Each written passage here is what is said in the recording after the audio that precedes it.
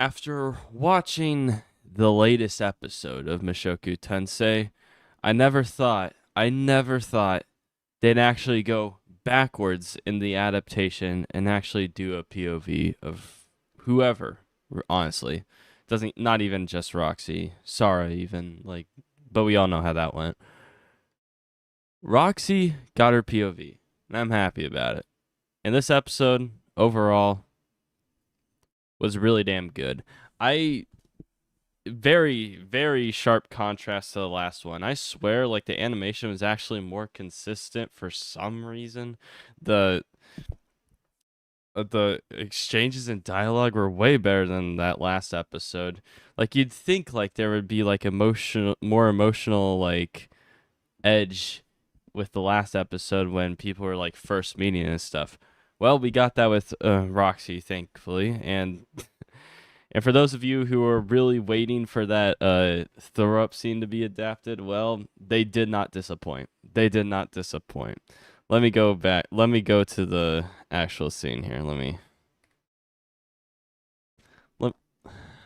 let me show you how well they made this.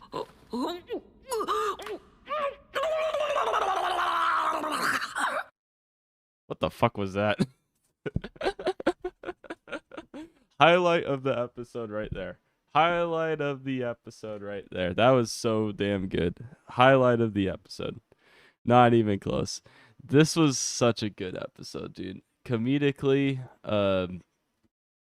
drama wise, character development, all of it. Great Mushoku Tensei episode. I mean, they basically improved on everything from the last episode.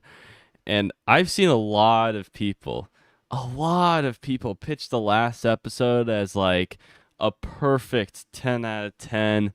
Like you can't adapt everything sort of deal. Honestly, bro, if they showed like all the Roxy POV shit before she was rescued, like that would have been so much better, honestly. And how long did it take, guys? How long did I say it would take? 2 minutes? It took 2 minutes. 1 minute and a half. 1 minute and a half. It took 1 minute and a half to do all that shit. And they managed to do it very well. It's not a matter of you can't fit it in the episode. It's not that. It's not that.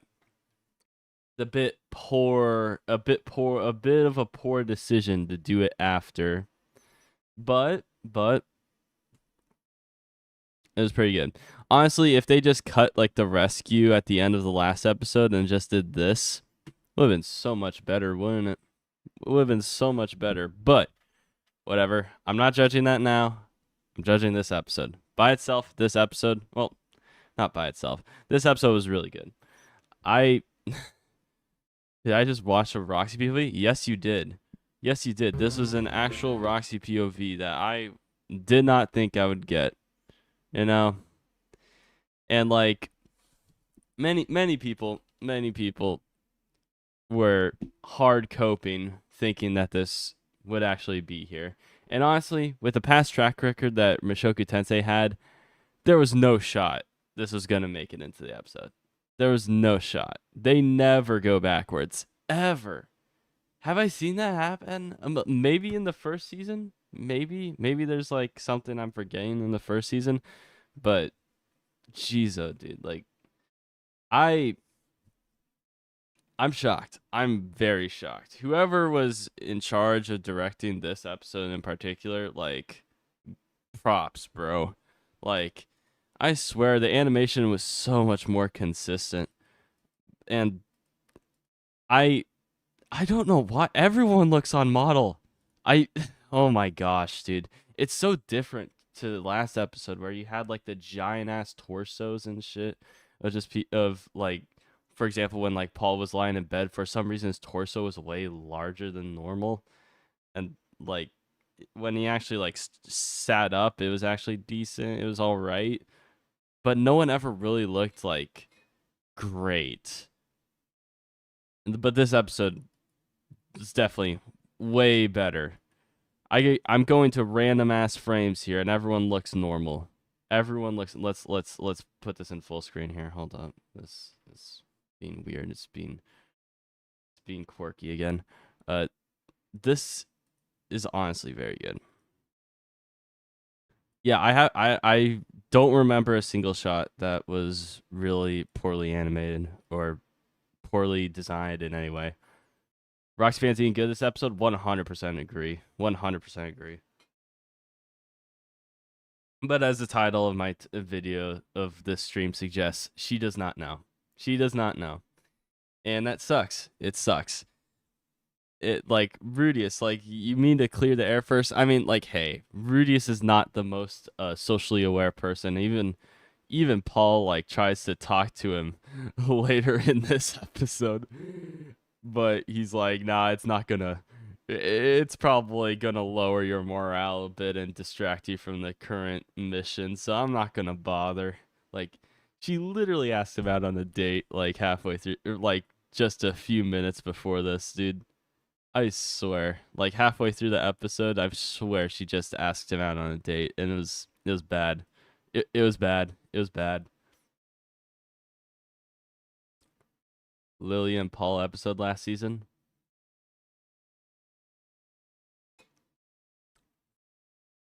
Paul's face when complimented, man, too good. Yeah, dude, I swear, dude, the comedy of this show is so damn good, bro. Thanks for reminding me on that scene. Where was it? Where the fuck was it? Damn it. Where the fuck was it? It was right here. Yes. There you go. Beautiful, beautiful, beautiful. Oh man, this one. Okay, you guys know me with my 10 out of 10s. All right, I'm very picky. Even if it's like an important episode, I'm not tending to give it a 10 out of 10. I gave it like Aisha and Norn, like when they first got into the house, a 10 out of 10. I gave like the last episode of Core 1 a 10 out of 10. This one's close. This one's very close. This was really good. I there was almost no complaints. I mean, if we're gonna voice crack, if we're gonna talk about animation, I can't believe I'm still voice cracking at 23. Jesus. Uh, if we're going to still talk about animation, I understand. I understand that you're gonna have. It's gonna be worse than season one. It should be apparent. It's gonna be worse than season one. Your the all your animation, fight scenes, backgrounds, all of it's gonna be worse than season one. That should be a given because you don't have the same people on board. Uh, Director's barely worked in any roles honestly before this. He was just working with the main guy in Mushoku Tensei season one. So the guy in charge of season two doesn't have too much experience in regards to being the head director. I don't think so, at least. And it shows. It shows. But honestly, it's for the most part, this season's been pretty good. I I've seen whenever I raise criticism of this show, I see a lot of people like saying this season sucks. This season's very bad. This really feels like a 10 out of 10. Don't miss anything. That's not the point. That's not the point. That missing stuff from the books is fine. Like it like missing like that one desert travel episode uh on the journey to get to this whole place with El and Elise. That was like them skipping chapters or whatever has no impact on my feelings about this show. What matters is if they skip something important. And I knew this scene back here was important and needed to be adapted for the sake of like raising Roxy's character a bit. And thankfully, they did it. They actually did it. And what did I say? Like, if you include this scene here, it's going to help Roxy out a lot as a character in terms of development and all that. Would have been nice to have it before the rescue to like raise the tension a little bit, but you know, execution wasn't perfect, but we got there. We got there. I did not expect it. I did not expect us to get here, but we got there. Good shit. So this episode fixed that. Gotta drink my morning coffee, guys. Sorry.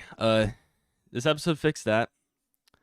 The reunion, the exchanges and dialogue with Roxy and Rudius delivered perfectly, and I'm glad that like they still got the subtle, not really it's not subtle at all. Roxy's trying to hit on him so bad. She is down bad. Honestly, she is very down bad. I know that this is like her exact picture of like her perfect soulmate or whatever that she pitched in season 1, but like she's down bad. She's going to the extremes to try to get a date sorted with Rudy. It's and whenever Rudy looks at her, she tries to avoid eye contact. Like they got those touches in there, and it's good. It's good. I mean, I don't like how Sylphie's being treated here, but you know, you kind of when the author's favorite character in this entire show, well, not character, favorite of the Pokewives, as said earlier in this chat.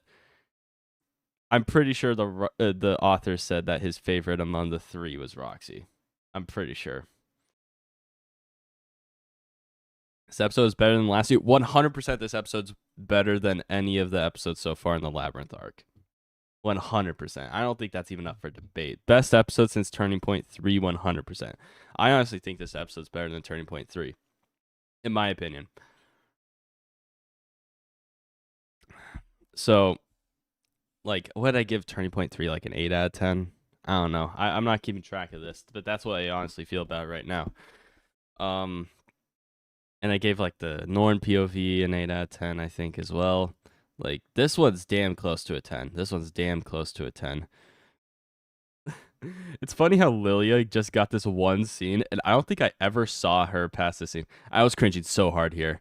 I was cringing so hard, and thankfully, nothing happened, dude. I was cringing so hard here, dude. Holy shit, bro. I thought he was still back to his normal tendencies, bro.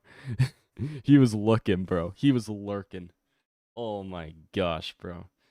Bro was ready to vent, dude. Bro was ready to vent. He's so sus here. But thankfully nothing too cringed happened here. It was just that and whatever. And he is obviously rattled by Roxy's presence. Obviously rattled. It's not even like, bro, look at this face, bro. Look at this face, bro. Oh my gosh, you fucking. Oh my gosh. She probably gets off to Roxy probably gets off to this quote. I'm not gonna lie, dude. Roxy probably gets off to that. I'm oh my gosh, bro. This Roxy is a degenerate, I swear. This episode pitched her being like so down bad, and it fits so well. And it's so good for the comedy of this episode, I swear. Very sharp contrast to Sylphie, and unfortunately, we're going to lose a lot of people. I told you guys, commit to the Sylphie train now, or commit to the Sylphie train now. So if you committed, you should not be swayed by this. You should not. Never waver. Okay? There's a very innocent love for his master. Yeah, I know, but I'm saying like Roxy gets off to that though. 100%. She's like that. Dude. 100%. Anyway. Man. So references you see a lot of like a lot there's been a lot of instances in the show where there's like terminology or like concepts being thrown around that's like very modern, like PTSD right here being one of them. Freaking what was it? Carbon monoxide sort of poisoning, when like you'll be poisoned when like you use fire too much in a labyrinth sort of deal. Please nail the next. That's what I'm hoping to. I'll get to that. Carbon monoxide poisoning, referencing to like poisoning if when you're using fire in a labyrinth, and now a curse when you see like when you try to not go in a labyrinth like immediately after getting stuck there. It's like, oh man, you need to go back like pretty quickly, or else you'll have a curse will be put on you. It's like, yeah, that PTSD and a half. Like it's pretty obvious, and I honestly that ain't gonna fix it, but it's definitely gonna postpone it. So a quick trip immediately after getting rescued is gonna postpone it for sure, but I don't know if it's gonna fix it. So we'll see. Um, Yukawa's gonna cook. Is gonna cook. It is his episode directorial debut. Yep, I heard that like there's an important producer or an important figure in the involvement of the next episode. So yeah, that's gonna be something. It's gonna be on Father's Day too. That's crazy, right? Um, I never changed my favorite waifu in Mushoku Tensei. It's Zenith. You can have that opinion. I'll allow it. I'll allow it. I'll allow it. Yeah, that's not a terrible take. That's not a terrible take. It's like the Ellen Elise Simps. It's like you can't be mad at them. You can't be mad at them, bro. Like they got taste, bro. I mean, it's a bit of a based choice, but it's fine. I don't mind it. That's what that Zenith pick is, honestly. Uh, Maybe if we get drunk Sylvie in the future, we win. That's for Team Green. I don't think we're gonna win many people over. There's people that were already like stuck on Roxy even after like the first season. Like she had like 3 episodes in that season, and it's like, I mean, I guess if you're gonna pick someone in the first season, like I guess you go for Roxy because well, you got the red flag, you got uh another red flag in Sylphie, and then you got Roxy, who's actually like a grown character who actually goes through some development as well. So like, I guess if we're gonna pick someone, I guess Roxy in the first season, but like, oh man, it's a bit sus. But yeah, um, but yeah, their exchanges and dialogue is really good. All the fight scenes were done really well too. Honestly, I liked it a lot. Where do we get this? Yeah. So I mean, it's not the best animation, but like honestly, everyone still looks like perfectly fine. Like there's not much movement here, but like everyone looks on model. It doesn't look off. So there you go. The armored warrior fight was good. Yeah, 100%. I think all the fight scenes here were good. It's just like I've seen like a clip on Reddit where they did like a back to back like clip of like a fight scene with the serpents in season 1, core 1, I think, with like Eris, Rugierd, and Rudius. Did like a back to back on that with like a fight scene in season 2, and I think it was like I think it was the Elnalise and Rudius fight scene with like the birds, and it was honestly pretty shocking. It was pretty bad with how big of a difference it was. The saving the budget for something probably no, I think this season's just rushed. Um, they probably not rushed, but I'd say it definitely feels like the same talent's not on board as much.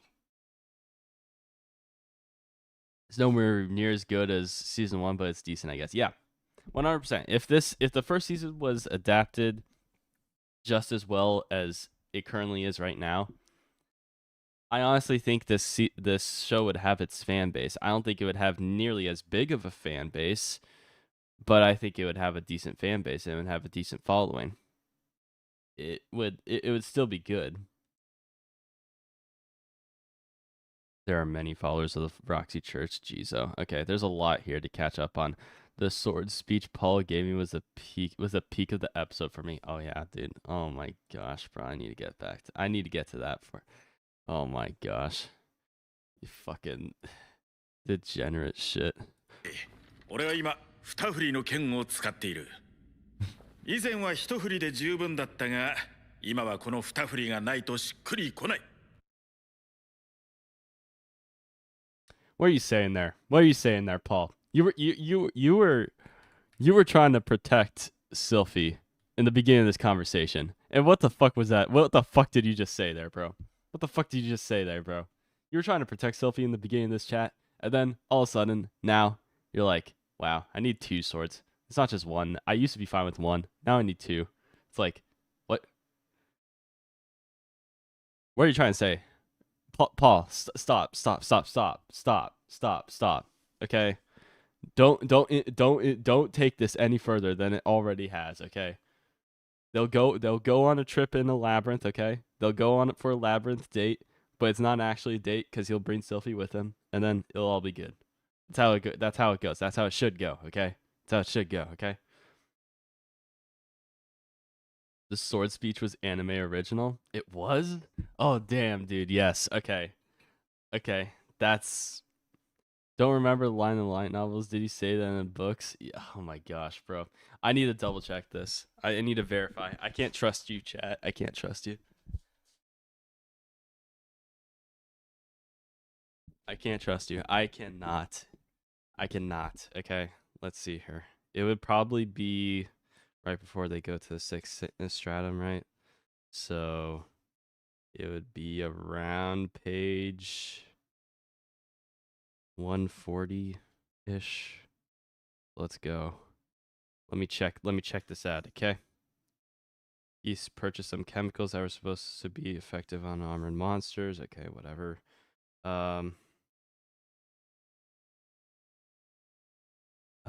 It was a keen eyesight that helped me to identify this sword's power. Okay, that's interesting that they haven't talked about that sword, that sword yet.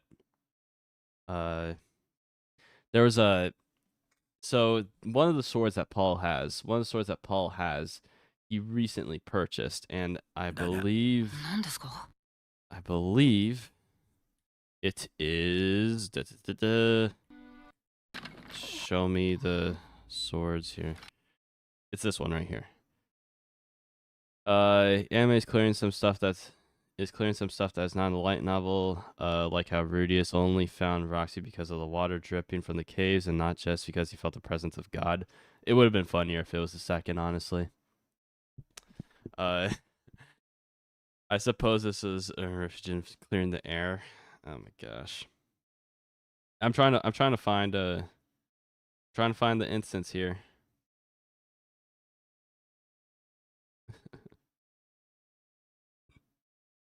Oh my gosh. Yeah, the Nanahoshi bit was still there.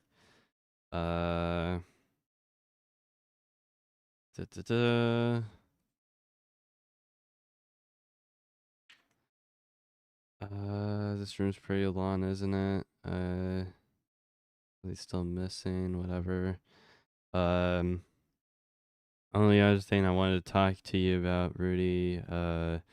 Not the time for that right now. Well, what is it? Please don't do that. It'll make me nervous if you don't tell me. That sort of thing we call a death flag, you know. What the hell is that anyhow? If I say right now, it'll only mess with the group's morale. Reprimand of some sort, I guess, finally. Basically, yeah, something like that. True, it could screw things up if I got all depressed and couldn't stay focused in battle. You can be as angry as you want with me when this is done. Oh well, it's not like I'm angry. Just figure I'd give you a chance to prep a bit. Fucking hell, dude. This fucking guy, dude. Holy shit. I hope some others safe. And yeah, okay, so yeah, that is an anime original. Okay. The two sword conversation, or the two sword line. Fuck you, Paul. I thought you were on my side. Damn it. Okay. Fuck you, Paul. Damn, that's so many death flags in the novel. I mean, yeah, it's a lot, but whatever. Um, Let me see if there's anything else I missed in these comments here. Nothing beats the like that Rudy says when he first meet. Okay, there's a grammar, bro. Uh, Nothing beats when Rudy says he first sees Paul on the table. Uh, Nothing beats the line that Rudy says when he first sees Paul on the table when he reaches the Labyrinth City.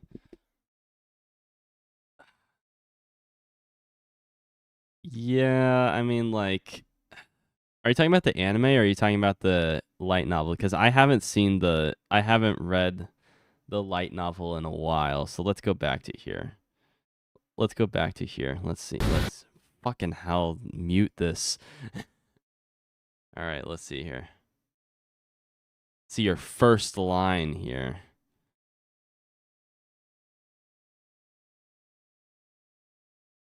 You sure I'm not dreaming, bruh? What? Most of the episode kept saying, "Wow, they didn't skip that thing." It was refreshing to see more things included than excluded. I mean, oh, you mean on the light novel? Okay, yeah. I was gonna say, like, bro, are you like kidding me right now, dude? That episode was trash. That episode was shit, bro. There was no emotional tension in that scene, bro.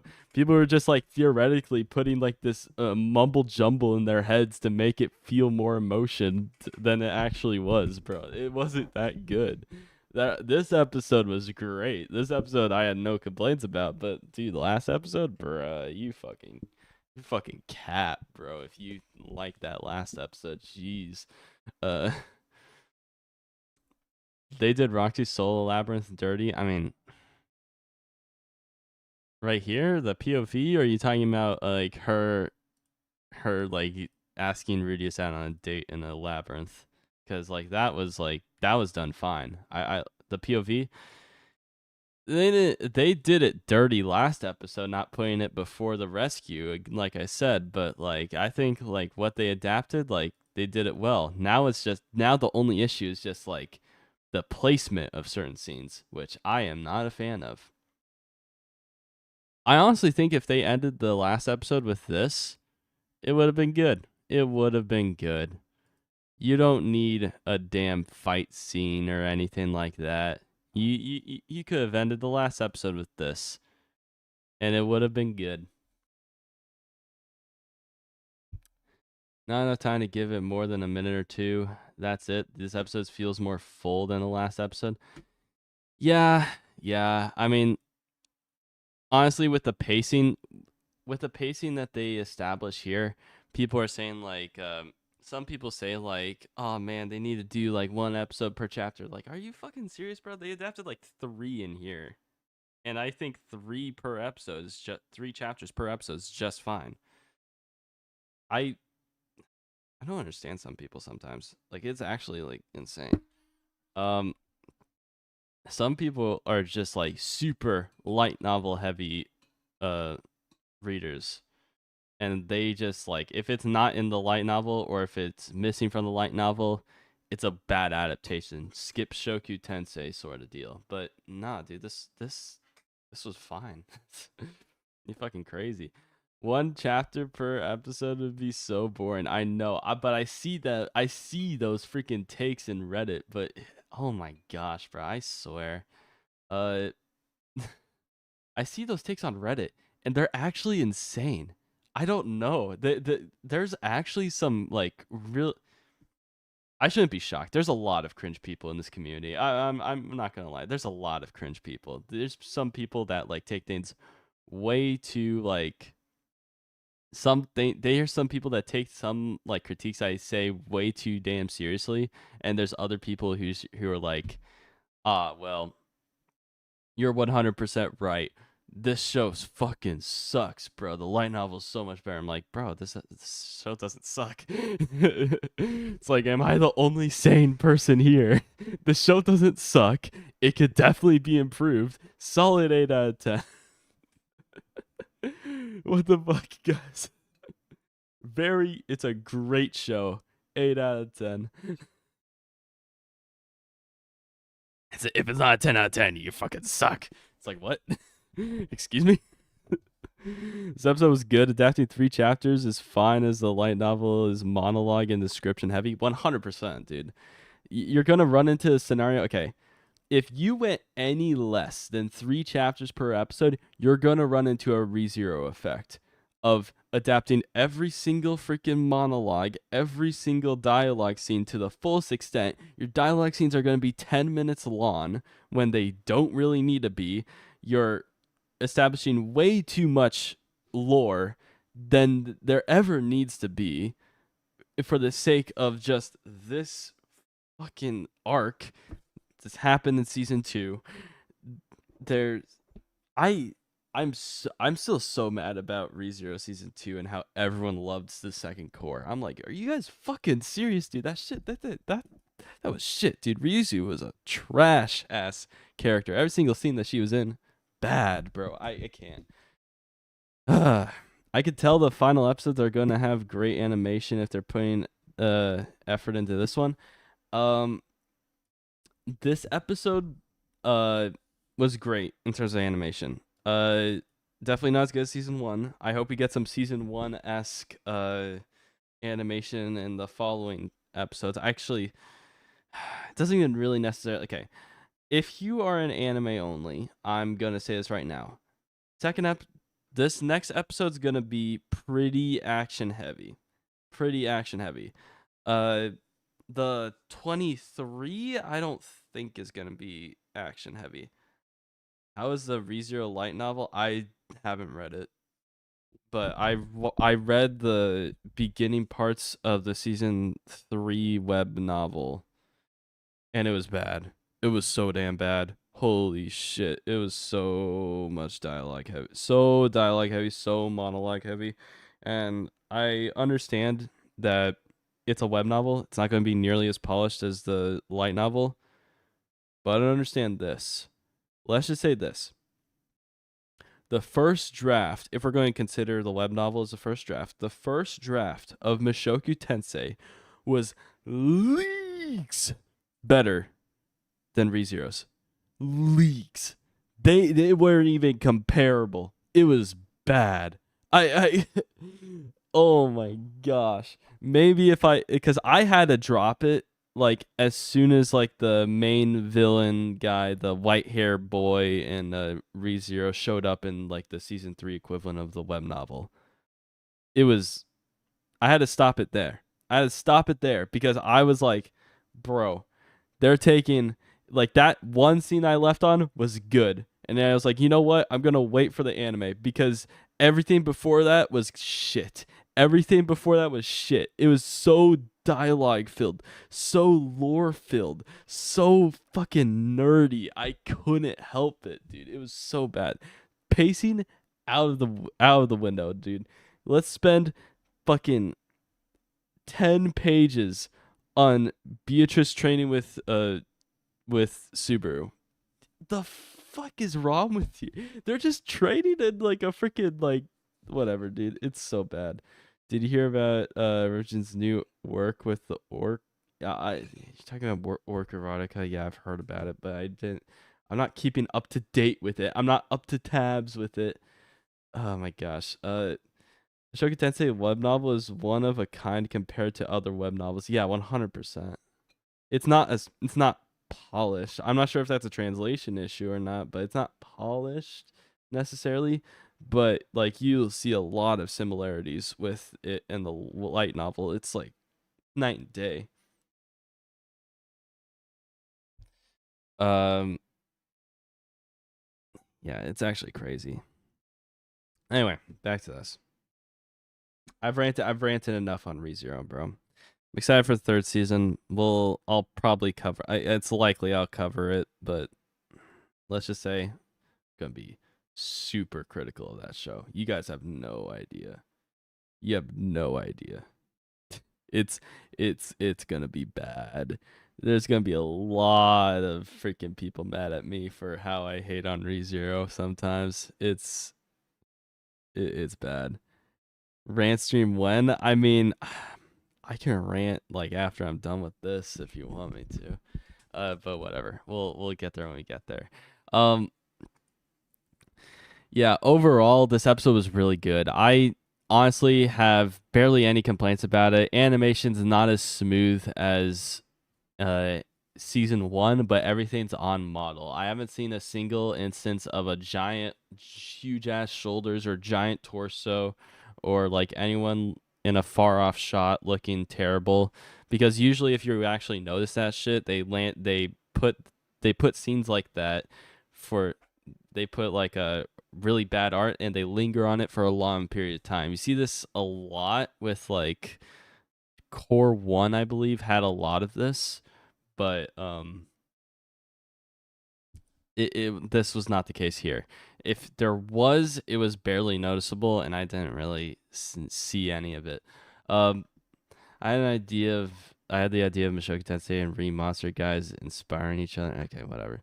I think the animation can get past because it is definitely a whole lot more fight scenes this core instead of season one where fight scenes occur sparingly. It's not just that; it's the freaking background. The background art is so much better in season one. The monsters that show up look so much better. Character movement is smooth. Was consistently smooth. If I could say this: the animation in terms of like character movement and all that stuff, and like normal dialogue scenes, this episode was comparable with season one in terms of that. It was very consistent. Everything was very on model. It looked very crisp in terms of that. Fight scenes though were is another issue. It is another thing entirely. Season two, the fight scenes are very. You say it's spare. It's fight scenes happen sparingly in season one. I'd beg to differ. It's sparingly in season two because you got the volume 7 adaptation, which is like the Rudius depression arc in the first like 3 episodes or so. You have that. There's a lot of fight scenes in there. But the university arc, which lasted 8 or 9 episodes, that didn't have many fight scenes at all. And then you had season 2 core 2, and the first 5-6 episodes didn't have many fight scenes at all. And now you're here, and now you have the fight scenes, and now you're starting to see like things are just not as crisp. It's bad. I don't know. They've had some issues lately, but I believe that these fight scenes right here are good. These fight scenes are good, 100%. They're just not as good as season one, obviously. I mean, like you got like to animate an entire snake and shit. Like that's gonna be tough. That's gonna be tough to do. This one you have to fight. You have to animate like knights and being like torn apart by stone cannons and like ice like edge. Like this was really well. This was really well done. That was good. That was so damn good. What the fuck, dude? That was good. That was good. But with season one, you'll notice here what they do with Paul. In season one, they would not do this. Just split apart, shot here of Paul stood still. In season one, there'd be a lot more movement and a lot more pan out shots rather than a cheap splitting effect into a character frame. There would not be nearly as many shortcuts in season one. But honestly, I am nitpicking like a motherfucker. I'm nitpicking so hard. It's good. Solid 9 out of 10 fight scenes? Nah, I'd say it's like 7 out of 10. Pretty good. It's almost like in season one they had all the money, then season two they had way less staff because season one didn't make enough. or controversy. Okay, controversy. No, no, no, no. They don't care about any English audience, bro. Japanese audience likes Mushoku Tensei. Okay, don't kid with yourself here. Um, Jujutsu Kaisen is the new standard. Uh, yeah, no. You know what? If Jujutsu Kaisen was the new standard, I'd honestly be fine with it as long as you like pump out less anime per season. If there were like only like 3 anime like produced per season, and each of them was like super high quality, and like studios would like wait and put a lot of time and effort before putting out a random ass anime. Honestly, Jujutsu Kaisen could be the new standard, but we do not have that. Instead, we get 12 series of anime per season that are like worth watching, which is surprising. And instead of just waiting till your show's done, like Studio Orange, or like till your show's like really like complete and really like perfect, like Studio Orange or who's the other one? Trigger. Like they wait a long time to put like shows out compared to like other shows like JC to compared to other studios like JC Staff and whoever. Like, cuz I know JC Staff puts out a lot. Their quantity over quality in my opinion, but let me get to my point. As long if you every single studio was just hold, will fine tune this anime to make it a success, and to the point where every season we'd have only 3 series or 4. Jujutsu Kaisen could be the new standard,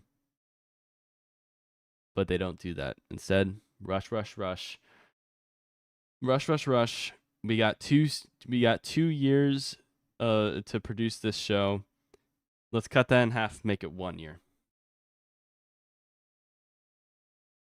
It's about time. Yeah, I know, but I 100%. If you put all the resources you have from other less quality shows into higher production shows, and you instead of like we have this short time window for this show because we got to finish producing this show in October, because right after October we got this other show to animate.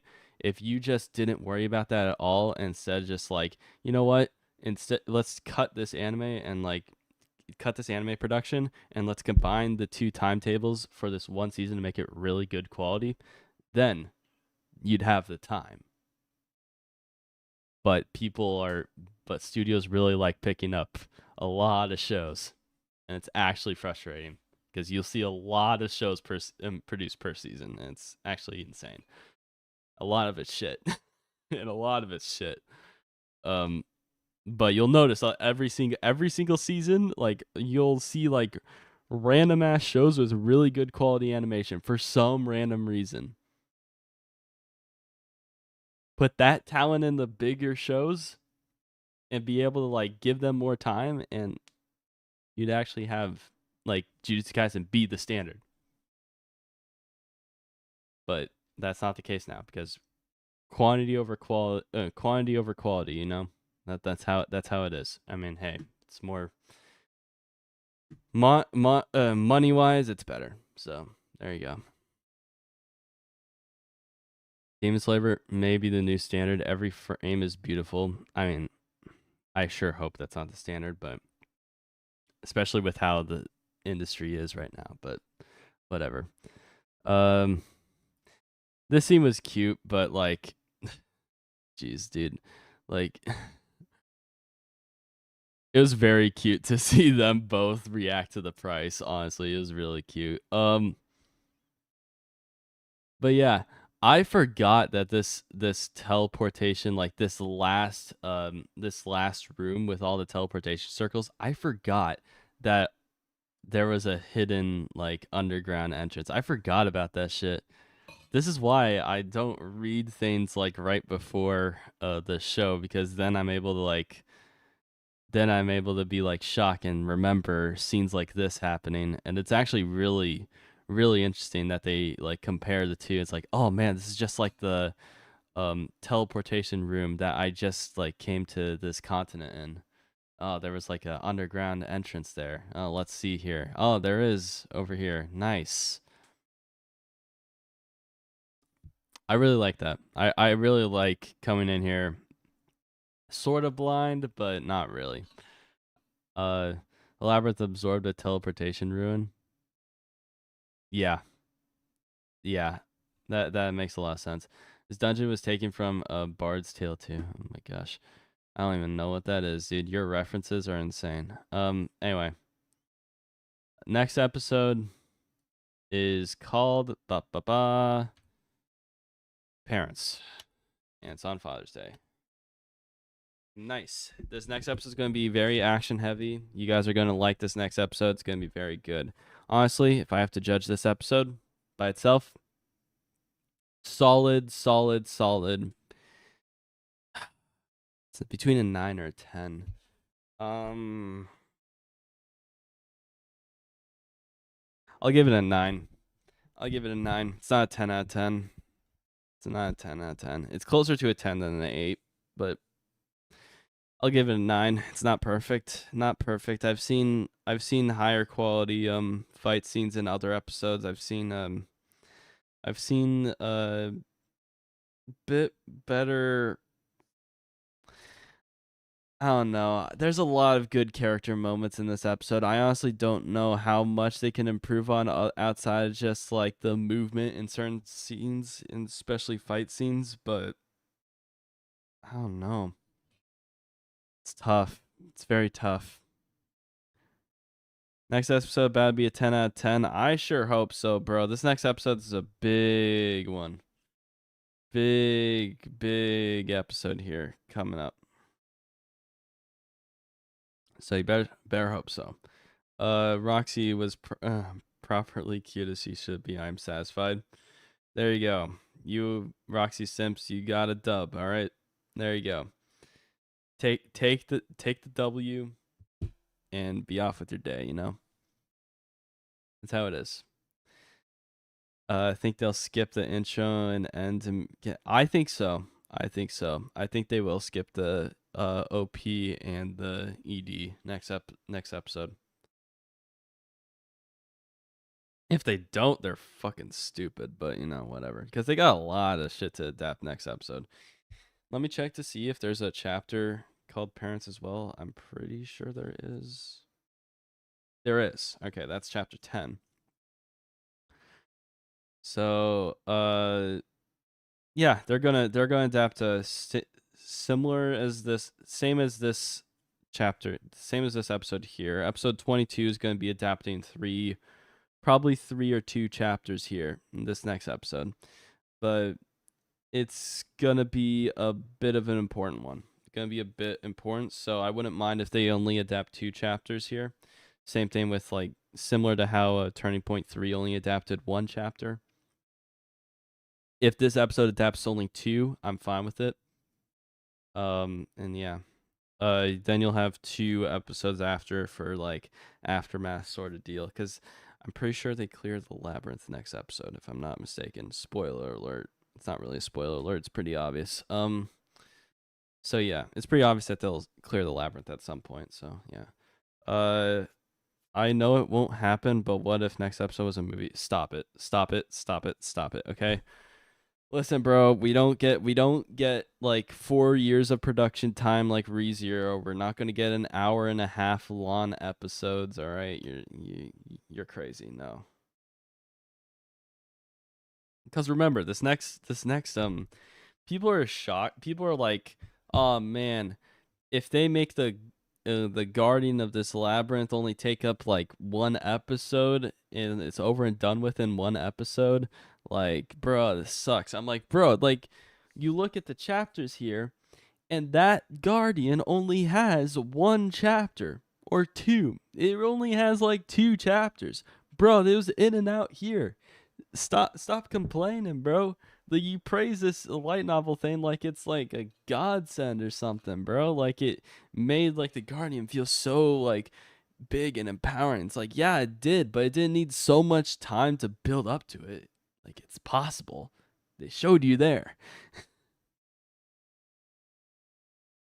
Next 3 will make a good binge. Yeah, so skip 3 weeks.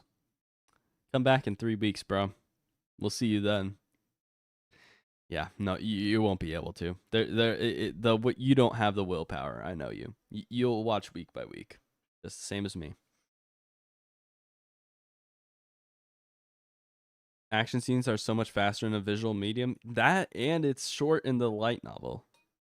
It's like typically in the light novel you don't describe too much with fight in regards to fight scenes.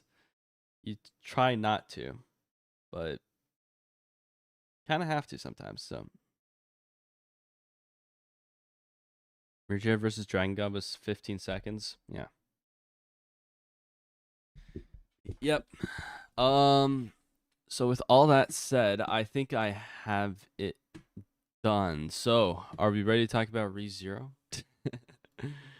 Yeah, I'll look at it. I'll pull it up here real quick. We'll cover ReZero now because I believe there was a trailer. Season 3 trailer. A preview, if you will. I'll cover it in a little bit. I'm gonna be AFK for a second. I'll be back. Surprise ReZero rant stream. Yep. So if you're watching the VOD, I'm done talking about Mushoku Tensei now. So I'll see you next week. But for ReZero, I'll be back in a sec. Let me usually here, and I'll be AFK for a little bit. This will only take a few minutes.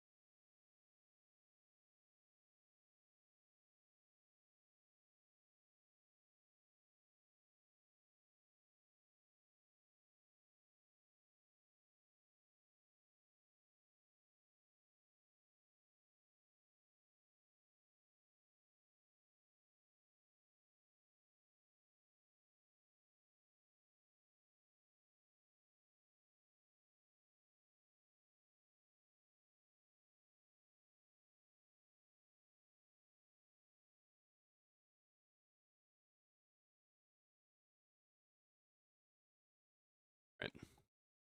Let's get to it. All right. ReZero. They had a recent trailer for the first episode, which is going to be about an hour and a half long. I sure hope the pacing's not too bad with this one. Oh, yeah, forgot my headphones. Give me a sec. My headphones disconnected. Come on. Okay. Yeah. Let me see here.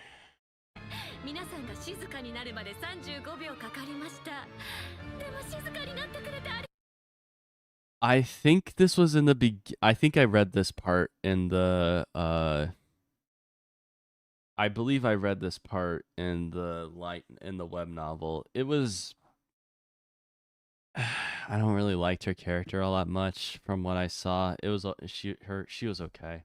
Please have a bunny scene 2.0. There'll be plenty of bunny scenes. Bunny-esque scenes. Don't worry about it. But yeah. Yeah, let's keep going. I mean, if there's one thing the show does well, it's the shot compositions and the cinematography. I think all that. I think the ReZero does a really good job of that. I honestly think it's better than Mushoku Tensei in regards to that. The shots are typically pretty grand feeling sort of deal, especially in season 1, and apparently it looks like season 3 will have this similar style. So really makes things feel more important. So they're pretty good at that.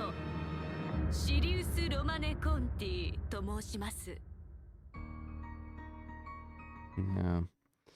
So let's mute it here. I don't want to get claimed in here, but yeah. Freaking Garfield's freaking running like Naruto over here. I swear, dude. Sometimes people praise like the production of certain shows to be like, oh man, they treated the it's like, man, they already have the first episode completely done. It's like they actually gave their animators time. I'm like, yeah, but like, shouldn't that be a standard? Shouldn't that be like the normal thing that happens? I mean, yeah, I guess you can praise it. So there you go. But it's shouldn't be too much of a shocker that the first season is completely done. Shouldn't be too much of a shocker. Is the entire season done by now? That's the question. Probably not. If I had to guess, they still have some stuff in episode 2 to work out. So let's keep going here. Wait, hold up. Let me look at the CG. Decent CG on the fucking what I forgot. I already forgot like the name for this mount.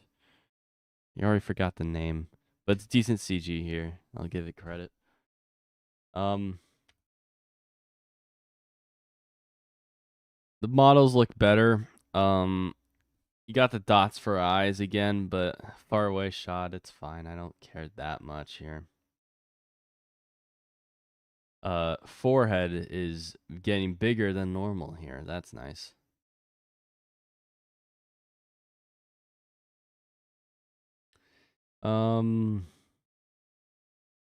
Yeah. Hold up. Enhance. Give me a second. Holy shit. Emilia, wear something different, please. Like, you can't wear the same outfit still after that redesign. Jeez, oh. Oh my gosh. It's so much bigger than before. Like, jeez. Pesci or something like that? What are you talking about?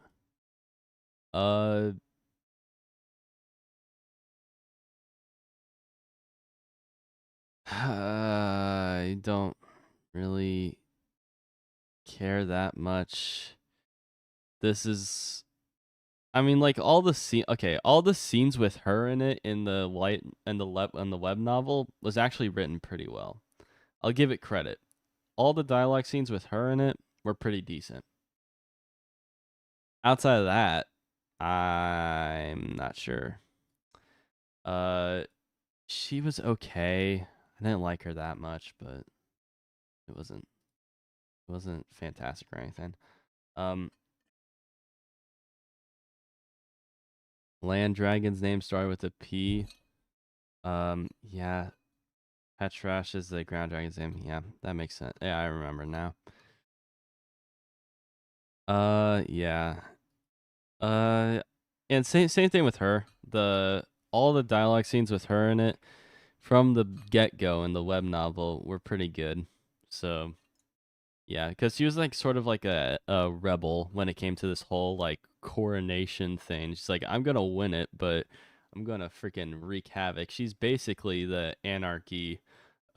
She's basically an anarchist, and she's gonna try to overthrow this entire kingdom just to freaking.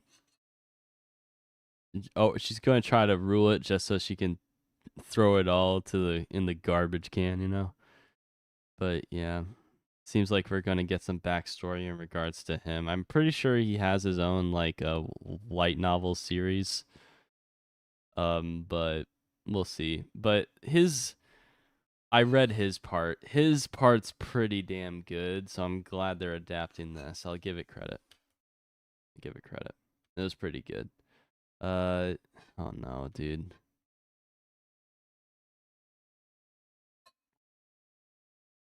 I don't remember this part. Uh, yeah, I don't remember that part. Um, I remember her a little bit, but I did not expect her to be designed like that. I remember the person playing the guitar, but I do not remember her design looking like that. Why does everyone have to be a freaking lolly character? I swear. Anyway, they I love the green haired girl until they gave her amnesia. Spoilers. Oh my gosh. Uh, yeah. Uh,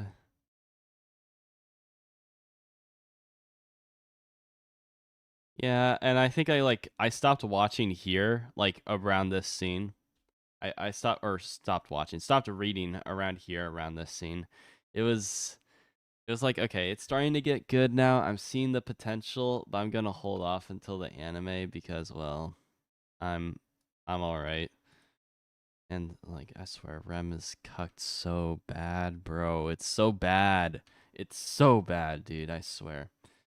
Um, let me check here. Yeah. Okay.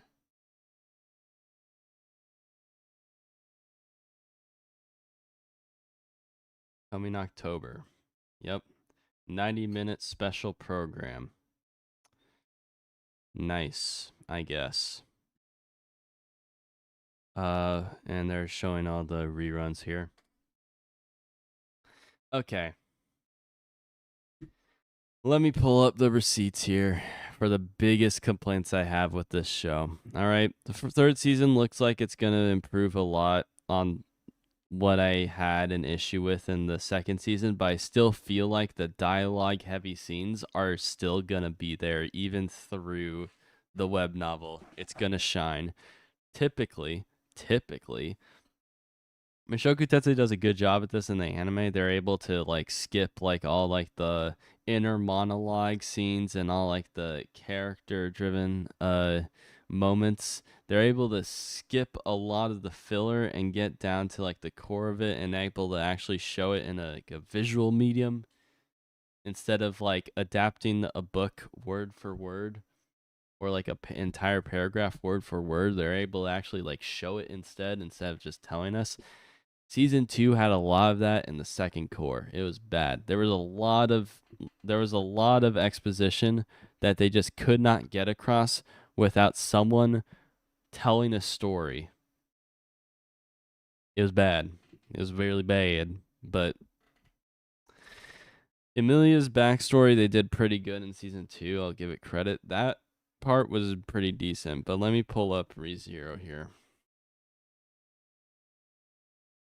ReZero. Pull up the receipts. I got the receipts. Let me pull them up. Let me pull up. Okay, here we go.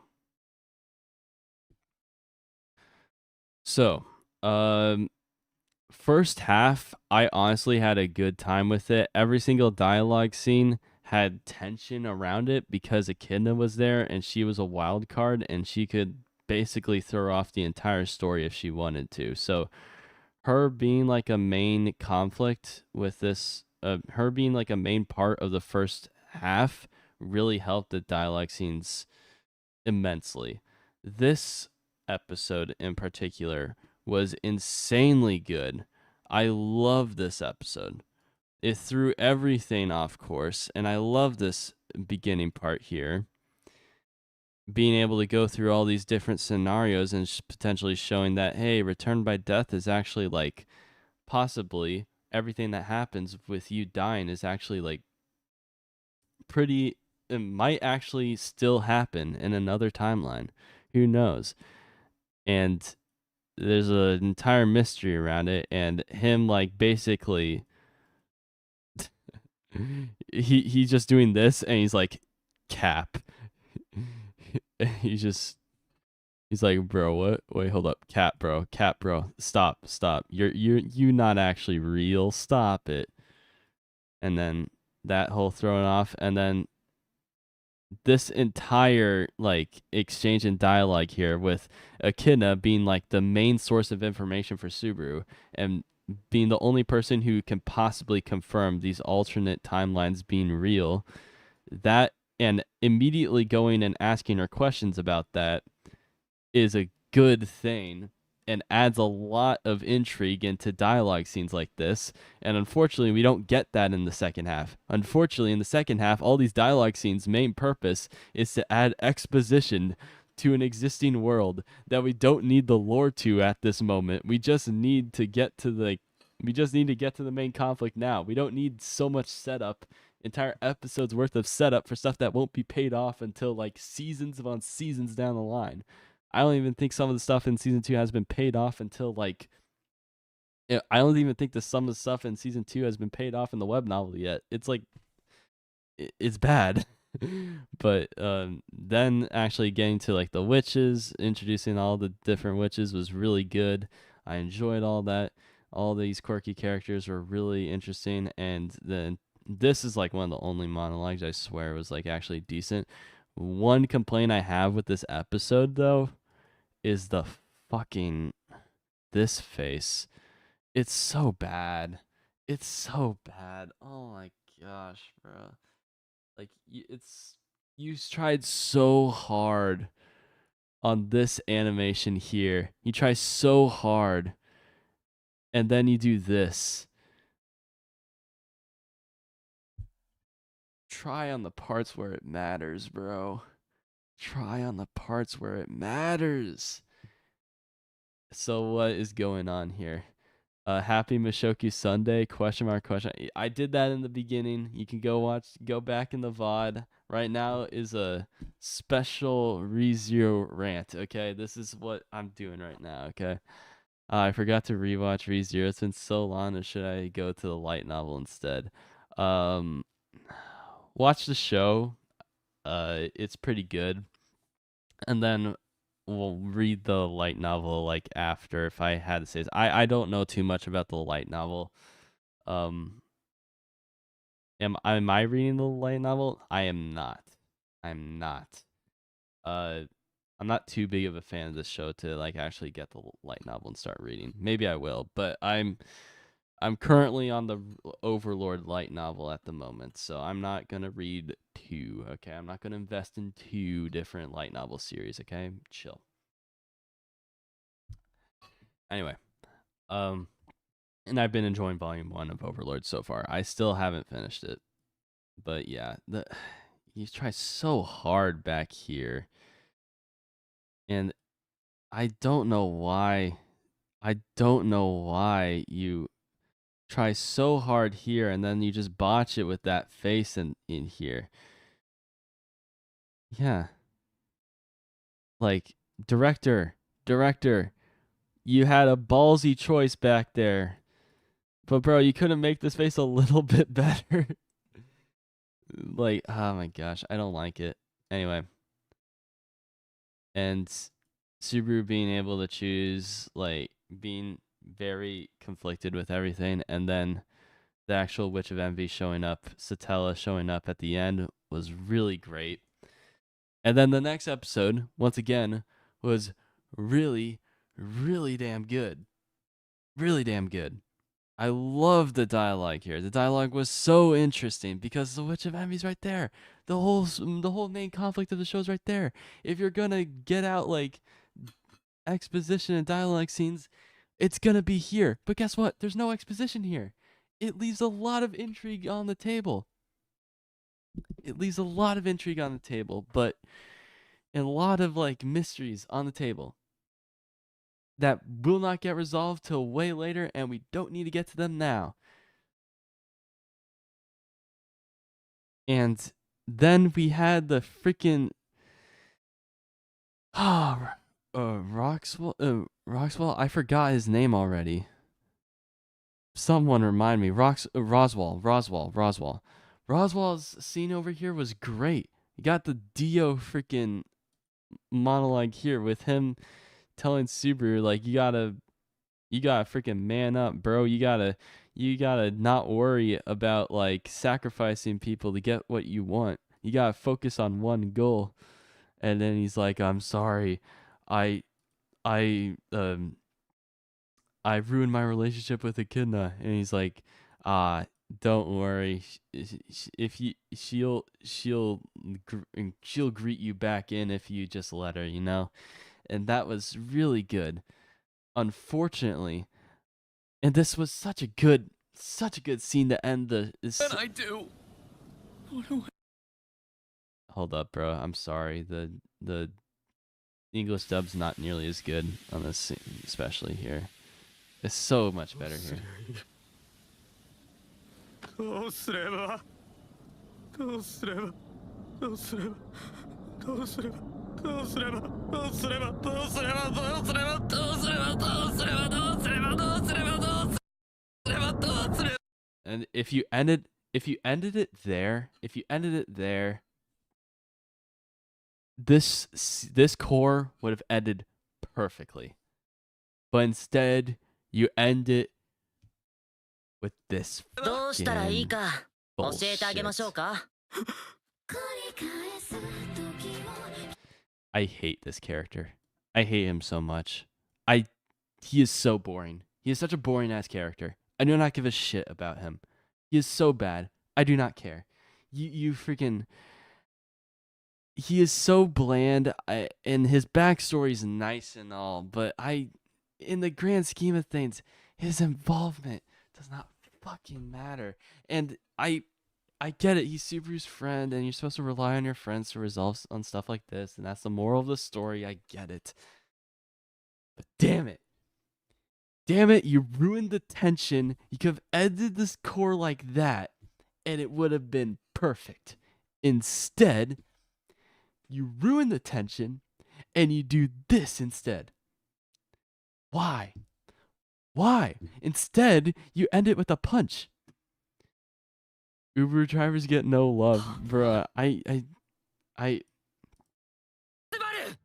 yeah. かっこつけるのなんかやめち Yeah, put a tough front around your friends. Oh, whatever. I don't care. That freaking moral of the story is, to me, is boring. And I hate it. So bad. I don't care for it. At all. 夏木すばる Yeah. Yeah. Such a long ass shot, dude. Why is it this long? And we see that problem persist in the second core with just long ass shots and long ass dialogue scenes with no tension, no real intrigue to the overall show. Its main purpose is just to build up characters that ultimately don't matter in the show. Why are we doing this? Why are we doing this? Instead, we're just, hey, let's spend like way too long on Emilia's backstory. You know, admittedly, her backstory is pretty good, but like we don't need any of this child bullshit. We don't need any like. Hold up. We don't need any of this beforehand shit. It doesn't really matter. We only need a taste of it. We only really need like a few references to it. We don't need like this entire like, oh, let's introduce this gate thing. Oh, that'll put some that'll make sense later, right? There's a lot of establishing shit here. There's a lot of establishing lore in this arc in general, and I think it was done well and ultimately. But a lot of it stretched out to the point where I was bored, really bored at times.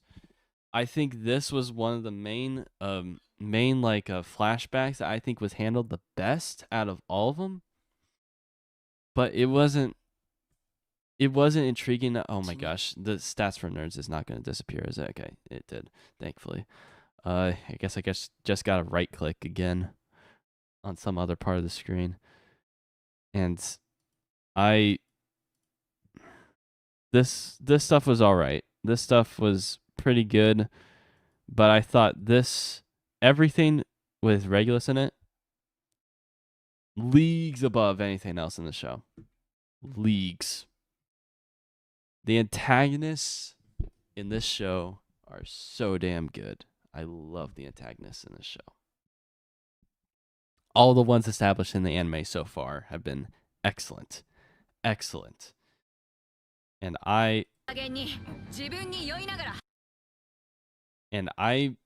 the problem is they decide to interrupt that good scene. They decide to interrupt it with this other backstory. Can we stay focused on one if you're gonna do one? If you're gonna do one, can you stay focused? Can you stay focused? I don't give a shit about this elf right now. I give a shit about what's happening in the Amelia backstory. Can we get to that? No? Instead we're gonna get to that later. Okay. Instead we're gonna establish like Beatrice and shit here. This backstory here ultimately sucked outside of one scene, and it had to do with like Roswell and his freaking like clone looking guy, and that was like it. That was like the only thing here that was good in this backstory, but like we don't even get to that till way later. That scene was just awful in my opinion. And we finally we pick back up on here. Finally. And all this shit is so well animated, and I like it a lot. And I like this character moment's really good. I like this episode was great for the backstory. This episode was great.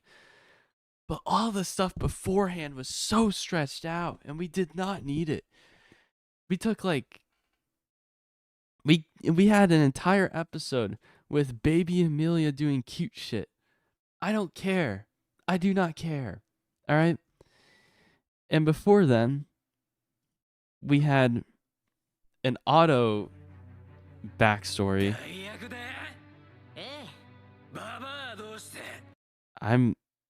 I did not care for his backstory at all. It did not add anything to me. There's no reason for any of this to matter. But you know, light novel readers really love having these side characters having like really important. I'm starting to understand why they skipped Sara's POV at this point. We'd pull an Otto in Mushoku Tensei, and I do not want an Otto. I do not want an Otto situation.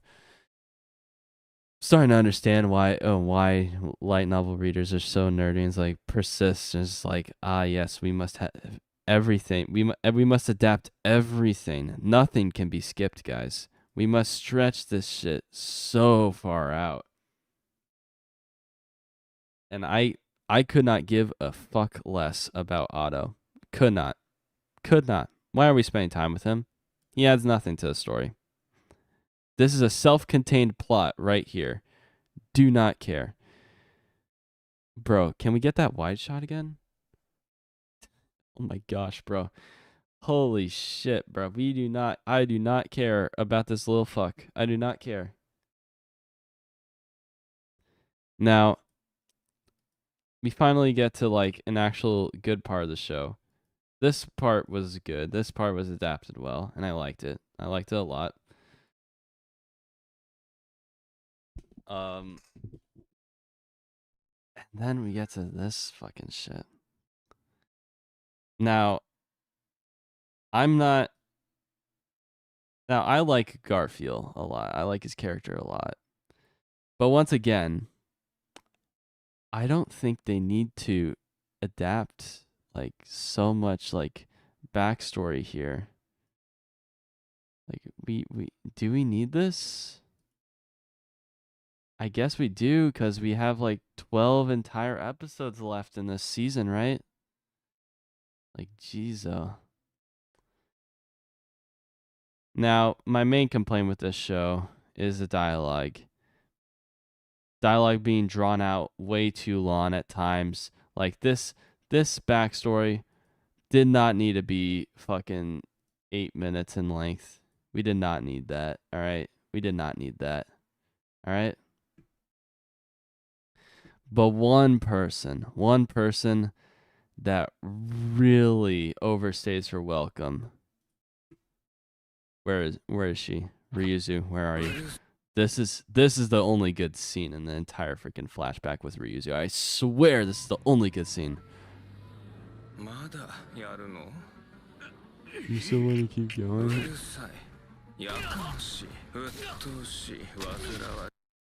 It's so good, bro. The villains in this show are fucking excellent. And it adds so much intrigue. Like, can you like introduce stuff? Can you introduce lore bits like this where it leaves me asking a lot of questions instead of just through a bunch of bullshit monologue garbage lore dumping? Can we instead get lore dumping in the version of this where we're just thrown into the midst of something and we're left to question what the fuck is happening, and then we don't get onto it until later? We'll address it later. We don't need to do it now. Can we do that, please? They did the same with Regulus and like throwing him in the beginning of season 2, and we were like, holy shit, what the fuck? And then he's going to be the main villain of season 3. And I'm like, great, that's so good. Sukuna? Yeah, that does sound like Sukuna, doesn't it? Yeah, good shit, Sukuna. Yeah. Yeah. But this entire Ryuzu garbage, I do not care. This scene lasted, it felt so long.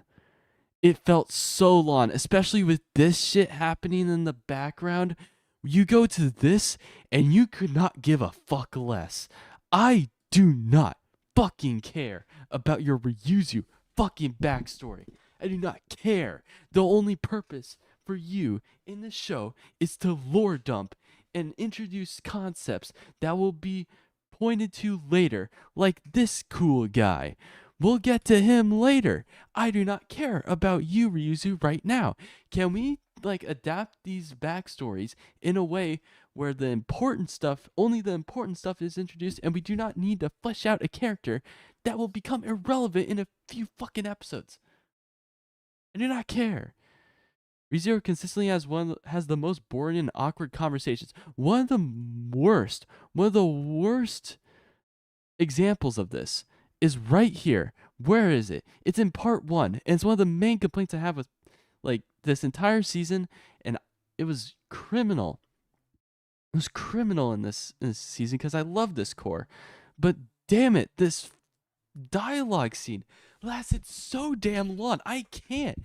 I made a video about this, me ranting about freaking Ryuzu, the worst character in ReZero, by far and away. This dialogue scene felt so damn long. I do not care. 最初のリューズメイエル。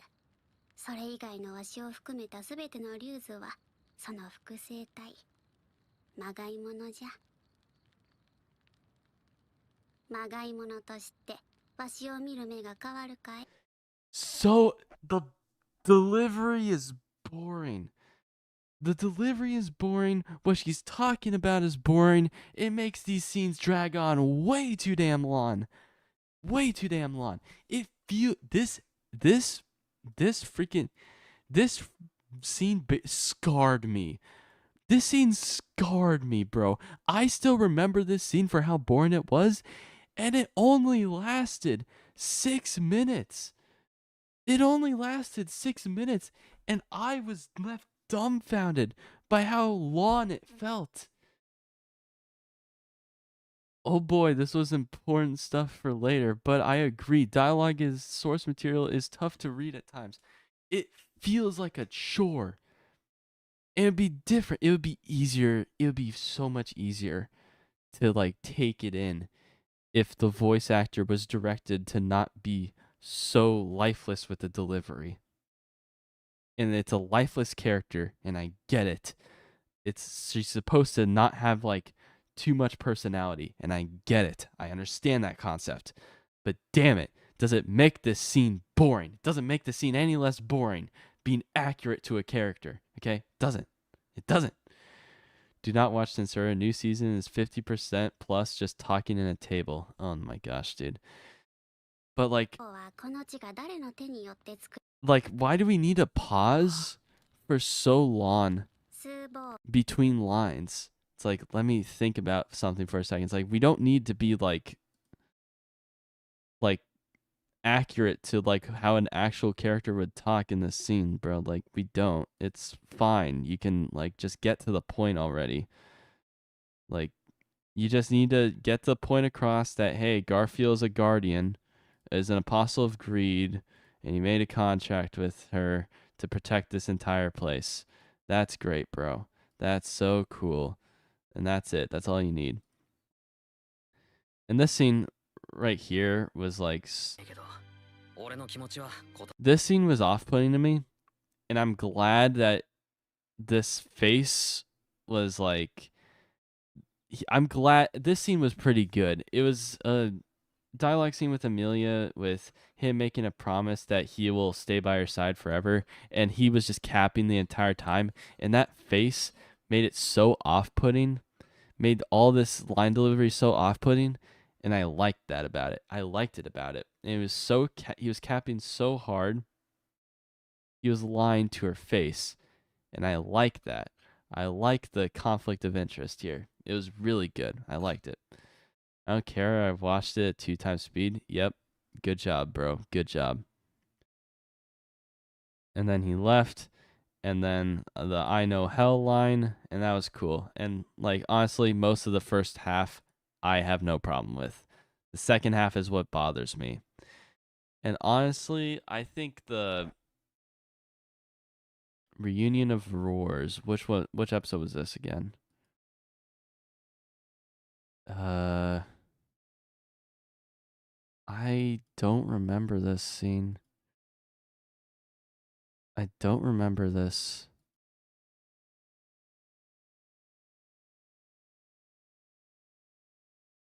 I do not remember this scene at all.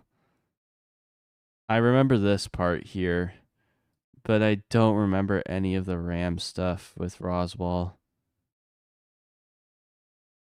I don't remember at all, man.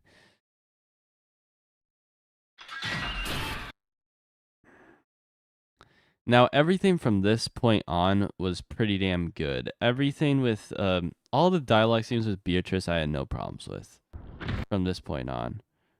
And her trial was pretty good for the most part. The second phase of her trial, it was pretty boring in retrospect, but like, it was all right.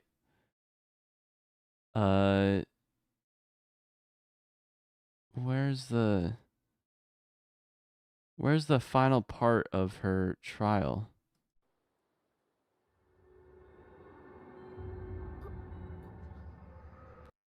The final part of her trial is right here, I'm pretty sure. And Beatrice dialogues are awesome. 100% agree. Especially her exchanges with Subaru are insanely good, and I loved it because it actually had plot. One, it had plot relevance. Two, it wasn't exposition dumping. And 3, it had great character development and was done, and the dialogue scenes were done very dynamically and with emotion, and you were able to understand the lines that were being delivered and be able to like stay focused the entire time because they added weight to every line. And I liked that. I liked it. The problem is they don't do that with every single scene. They don't do it. But with Beatrice, they were able to consistently do that, and I liked it. And that's why the end of the second part was really good, and I liked it a lot. But before that, they wasted way too much time with bullshit cuteness, exposition, and characterization that did not need to be there for Otto, for Garfield. To like, there were a lot of characters that did not need it, and I honestly could not give a fuck about those characters. Stay focused on one. Stay focused on one. Mushoku Tensei does a good job in staying focused on Rudius for the most part. Only rarely do they ever go deviate from that. In the books, they do. Not very often, but pretty often. Enough to the point where, like, okay, this is a special occasion that we're getting to a new character's perspective here. That's cool. ReZero fucking flip-flops like a pancake with that shit. They're like, okay, let's focus on one character next. Okay, let's go back to Subaru. Okay, let's go to this other character. It's like, bro, let this. The first part was entirely Subaru focused, and it was great. I love that. But we can't develop 12 different characters in one season. Chill. Maybe do one other one. Maybe just the Emilia shit would be good, and we'd be solid, and we wouldn't need everything else. I'd be fine with just focusing on Emilia. With season 1, the only like real character development that we got outside of Subaru, or the real characterization that we got outside of Subaru, was with Ram and Rem. Really focusing on Rem for the most part, and it was really good. I liked that shit. It was really good. That was like the only one. That was like the only character that they spent like a decent chunk of time on. But with season 2, part 2, Otto, Garfield, Ram, Emilia, 4 characters. We spent 3 episodes with Emilia's backstory. And fucking, sorry, I forgot the worst one of all, Ryuzu. 5 characters. 5! We do not need to focus on this many characters. Let me digest one at a time, please. Let me digest. And also, some of these backstories are ultimately do not matter in the grand scheme of this entire story here. Roswell and Ram also get a lot more focus in that season. Are you talking about season 2? Yeah, I understand that. Roswell has like a decent chunk of characterization here. But honestly, it's a lot better to just leave things to interpretation. We do not need the backstory for every single character. This is the problem with this series. They try to adapt everything in this show one for one, when it's better to leave things on the table and address them later when they're not relevant to what's happening in the show right now. You can go back and reference quick things, quick moments that you add in occasionally in season 2. You can make like long bits, condense into short bits, and reference them later if you need to. But right now, you don't need to do that. Now, I get that this season was given way more time than it needed to. We're going to get that with season 3. Season 3, from the length of the web novel, from what I've seen, it only needs to be like 12 episodes. But since episode 1's going to be an hour and a half long, what do you think they're going to do with these dialogue scenes? What do you think they're going to do? Tell me. Are they going to stretch dialogue scenes out in season 3? Is it going to be a big problem in season 3? Well, based on the amount of time that they give it, probably yes. From what I understand, ReZero season 3 is going to be 24 episodes long. And they're mainly adapting season 3 for the most part in the beginning and the first core. At least in the first core, when many people argue that it's only needs to be like 10 to 12 episodes long. And we now know that the first episode is going to be an hour and a half. Pacing is going to be a big issue. They're going to draw things out a lot, and there's going to be very boring at times, similar to how things are with certain parts in season 2, part 2. It's going to be a lot of that.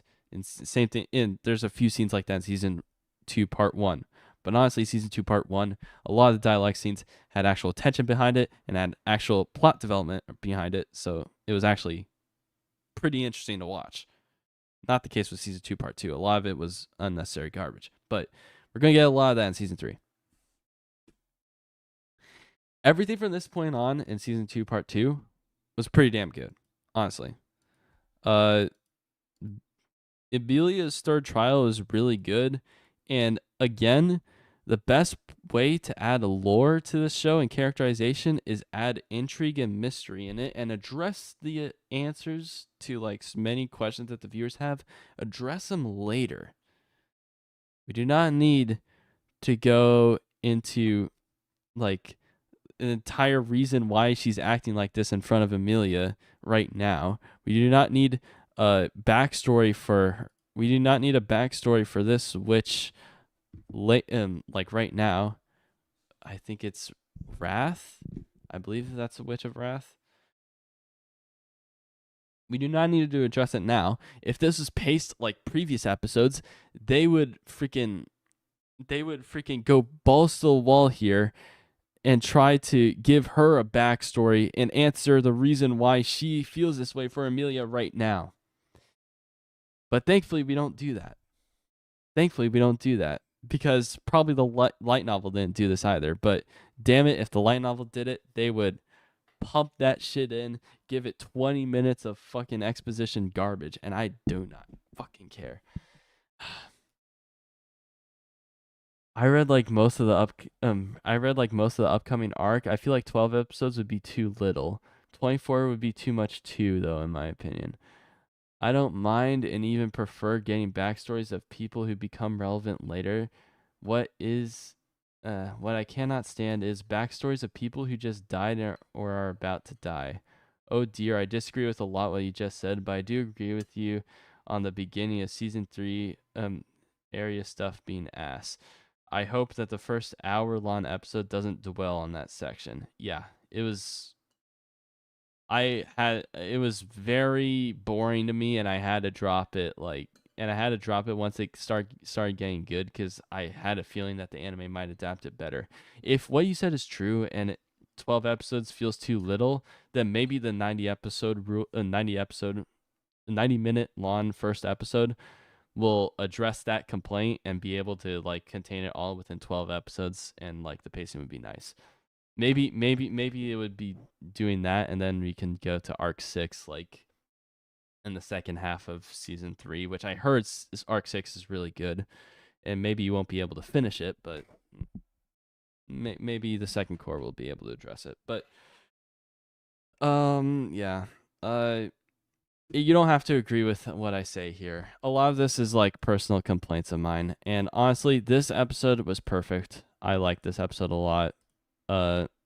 Animation was superb, and right here, I don't think we needed all the establishing stuff with Ram and Roswell to make this scene come across as powerful. I don't think we needed all the establishing context to make this scene really fucking good. But the problem is, don't freaking fake out a death when you're gonna address that it's a fake out death in like the next episode. Like, I hated that tease for Ram dying, but, you know, it was good. It was really good in the moment, so, you know. Choose Me was also really good. Was also a really good episode. I really enjoyed it, but once again, dude, like, I don't think we needed too much of the Beatrice backstory here, but I think it established some good context here. And it made this scene so damn good, honestly, in my opinion. This scene was really good, but what I have a complaint about in this next episode here is that it feels like this final episode was a Deus Ex Machina and a half, and it resolved a lot of conflicts. It resolved this problem way too fucking quickly. It felt like it didn't feel satisfying with how quickly this whole situation was resolved. It did not feel satisfying. Like all these great rabbits were defeated in less than 5 minutes. Like I did not feel satisfied with that, but you know, I guess Beatrice is like super OP when she saves up her mana for like freaking multiple decades. So, you know, fine. I guess it makes logical sense, but now Roswell's a husk, and now he's like, oh, I have a vow thing, and now I'm like restricted, and I'm no longer in a problem. I hate this. I hate the fact that he's no longer an issue with the party anymore. I have a complaint about that. Can he just be a thorn on Subaru's side from here on out instead of just being there in the background from here on out? Can he be like an actual like factor? I don't like this choice here to make him still hang with the party and still like, oh, I still as long as you follow the vow, you're fine. But if you don't, if you go off track, then I'm gonna fuck you so hard, Subaru. It's gonna be insane. I'm like, great, bro. Can you just like fuck him so hard? Can you just fuck around with him like the entire series? No, we gotta have this like Deus Ex Machina thing where vows are just like super important and just like restrict him from doing anything, and he's just gonna be hanging around the party forever. Okay, fine. I wish he was just written out of the show and like comes back later to be an antagonist later. I wish that was the case, but I don't know. I felt like the final episode was a bit rushed with how quickly this was resolved, and everything after was okay, I guess, but I didn't really like it that much. To be honest, I was not able to get super invested in ReZero like I did with Mushoku. I hope he stays relevant somehow, but I haven't read too far ahead, so I don't know. What if Super and Roswell get freaky? True. What if they did? Then I wouldn't mind his inclusion in the party, you know? Then I wouldn't mind it. But yeah. Overall, like I hate how the first half of this season got so much like flack compared to the abundant praise that the second half of the second season got. So like we go to here and then we go to here. 8.33, 8.43. This second half, honestly, I think the second half is significantly worse than the first half. It's not even close. I'm one of those people who hate dialogue scenes, but the dialogue scenes in the first half were plot relevant, were intriguing, were tension filled, and I loved it. From the get-go in this season, they pitched it. In the get-go, from the second core, they pitched Subaru to be... He made a straight bet with Roswell saying like, hey, bro, like I'm going to do a perfect speed run here. Watch me perfect everything. Everything's going to be fine. And if I fail even slightly, all bets are off. I'm going to just save Amelia. I'm only going to focus on her, and that's it. From the jump in this core, we understood that Subaru's going to do everything right. And there are going to be no consequences for anything that happens here because he's going to do a perfect speed run here. He is going to do a perfect speed run. Everyone's going to be saved. That's not how you should feel in ReZero. In ReZero, you should feel like everyone is possibly going to like ultimately get screwed. Everyone has a possibility of getting screwed. That's what ReZero should feel like. That's what we established in the beginning of season 1.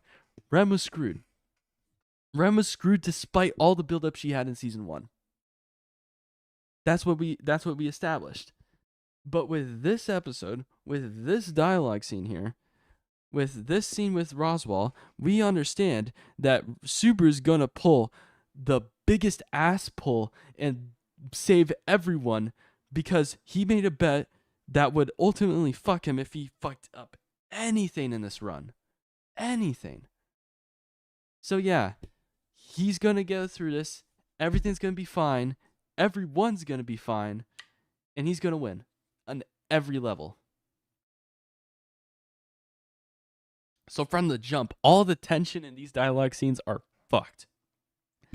Because the suspension of disbelief that he will fail at any of these parts is out the window. He's going to be fine. Now, and one of the main problems with that is like you can't focus on Subaru too much now that you've established this. So what do? They instead decide, hey, let's focus on other characters instead. And I'm like, how long? And they're like, we're going to focus on them a lot. We're going to dedicate an entire half an episode to Otto. Okay, is that just going to be a one-time thing? Nope, we're going to dedicate another 8 minutes to Garfield. Okay, maybe I'm just confused. Is that going to happen again? Yes, we're going to spend 3 episodes with Amelia's backstory. I mean, I guess that might be important, but like 3 episodes? Yes, and we're going to spend most of the entire 3 episodes on her backstory. Bro, why do you need that much time, bro? Oh my fucking gosh. Okay. It was good, but some of it did not need to be there. Subaru takes death of every other characters. I don't know what that means there. The entirety of season 2 is kind of forgettable for me, so I don't even know which part I like more. Damn, bro. I like the first part of season 2 so much better, but yeah. Oh no, another Ryuzu dialogue scene. Oh no. Let's listen to it. あと3人。俺の名前は夏木すばる。リュウズさん、あんたの名前は？わしの名はリューズ・アルマ。最初の複製体4人のうちの1人じゃ。Delivery. I lost viewers during the stream playing this part. This scene's boring.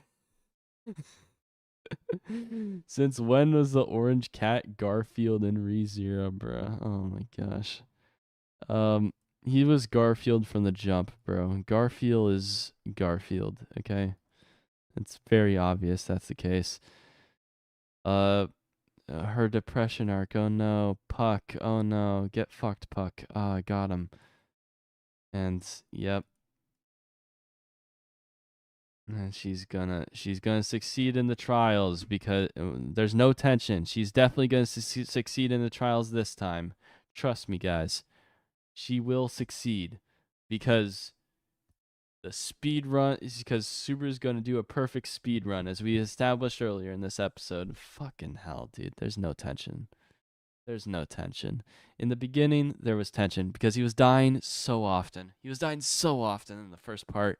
And it added so much intrigue, and a lot of progress had to be reset, and a lot of dramatic irony is like established, and we're not able to address like certain issues in the first part because a reset happened, and a lot of progress that you made is now cut off.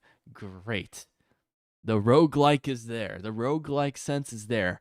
But now if we establish, I'm gonna pull world record run in this fucking second half from the jump, and we know it's gonna happen because he's the main character, and damn it, if he doesn't, everyone's screwed. Well, we definitely know that the main character is gonna make it out of this one alive, so there you go. He's definitely gonna make it out of this run alive. I hated the second half, but it does some parts really fucking well, but I swear half of the episodes are pretty shit. It goes from really, really good to really, really shit really quickly. Just like with the Ryuzu, and then immediately going back to the the Emilia backstory that was like peak, like later in the episode. It was really good. I'm so glad I never got into ReZero. I mean, a lot of people like it. I myself, I like it. It's just draining.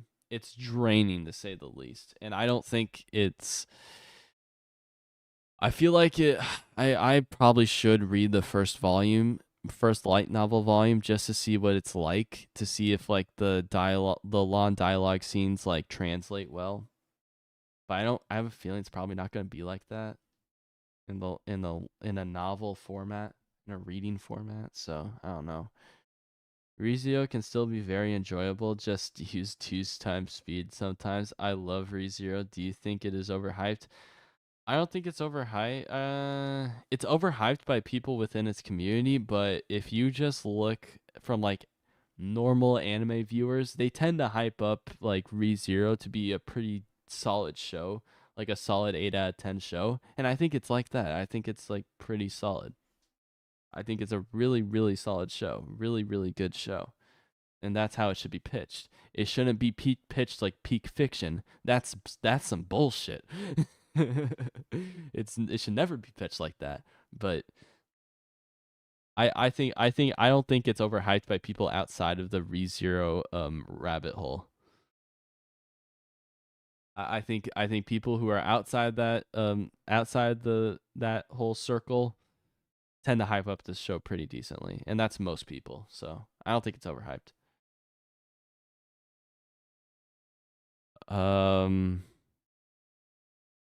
The dialogues in the novels are pretty much the same as in the anime. In my opinion, boring in both. We'll see. I mean, I might make a video on if I read the first light novel and I'm in like a desperate need of content, like the space between season 2 and season 3 of Mushoku Tensei, I'll probably start making like light novel reviews of random shows like that. I might like delve a little bit into the light novel to see how like the differences between the formats, and like if like my complaints with either version, because right now I feel like the monologues in Overlord, like the inner monologues in Overlord in the light novel, add a lot of intrigue and a lot of characterization that I feel like is missing in the beginning of Overlord season 1. I feel like the Ainz is a lot more interesting of a character in the light novel than he is in the first few episodes of Overlord, the first few episodes of Overlord, because of the mystery attached to like him being isekai. I think that is very good. I think it's established pretty well, and I think like his power in a sense is displayed pretty well. Like the horror of his power compared for normal onlookers is pretty like insane. And I think it's played for comedy in the anime. I think it's played as a bit for comedy in the anime when it really shouldn't be, and I feel like it's done well in the better in the light novel. That's how I feel like it. The Overlord anime was created to collect money for Freerun for like 6 years. I feel I'm pretty sure like Overlord season 1 was like in 2015, and then like season 3 was like, or season 4 was like in 2022. Like that's a long time. Yeah, it's done by Studio Madhouse. They're both done by Studio Madhouse. It's not. It's not collect. Madhouse is very inconsistent sometimes. Like sometimes they're able to put on like giant projects like One Punch Man season 1 and Freerun, but other times it does like a Overlord season 2 and season 3 where the CG just takes over and is like kind of bullshit. So yeah. It might not be too late to delete that video, my guy. What What video? The Roxy Simps are cooked video? I'm not deleting that. It's documenting what my thoughts are and at that moment. Yeah. I pinned a comment saying that yeah, they actually adapted the yeah, I know. Yeah, you said JK in the beginning from the jump.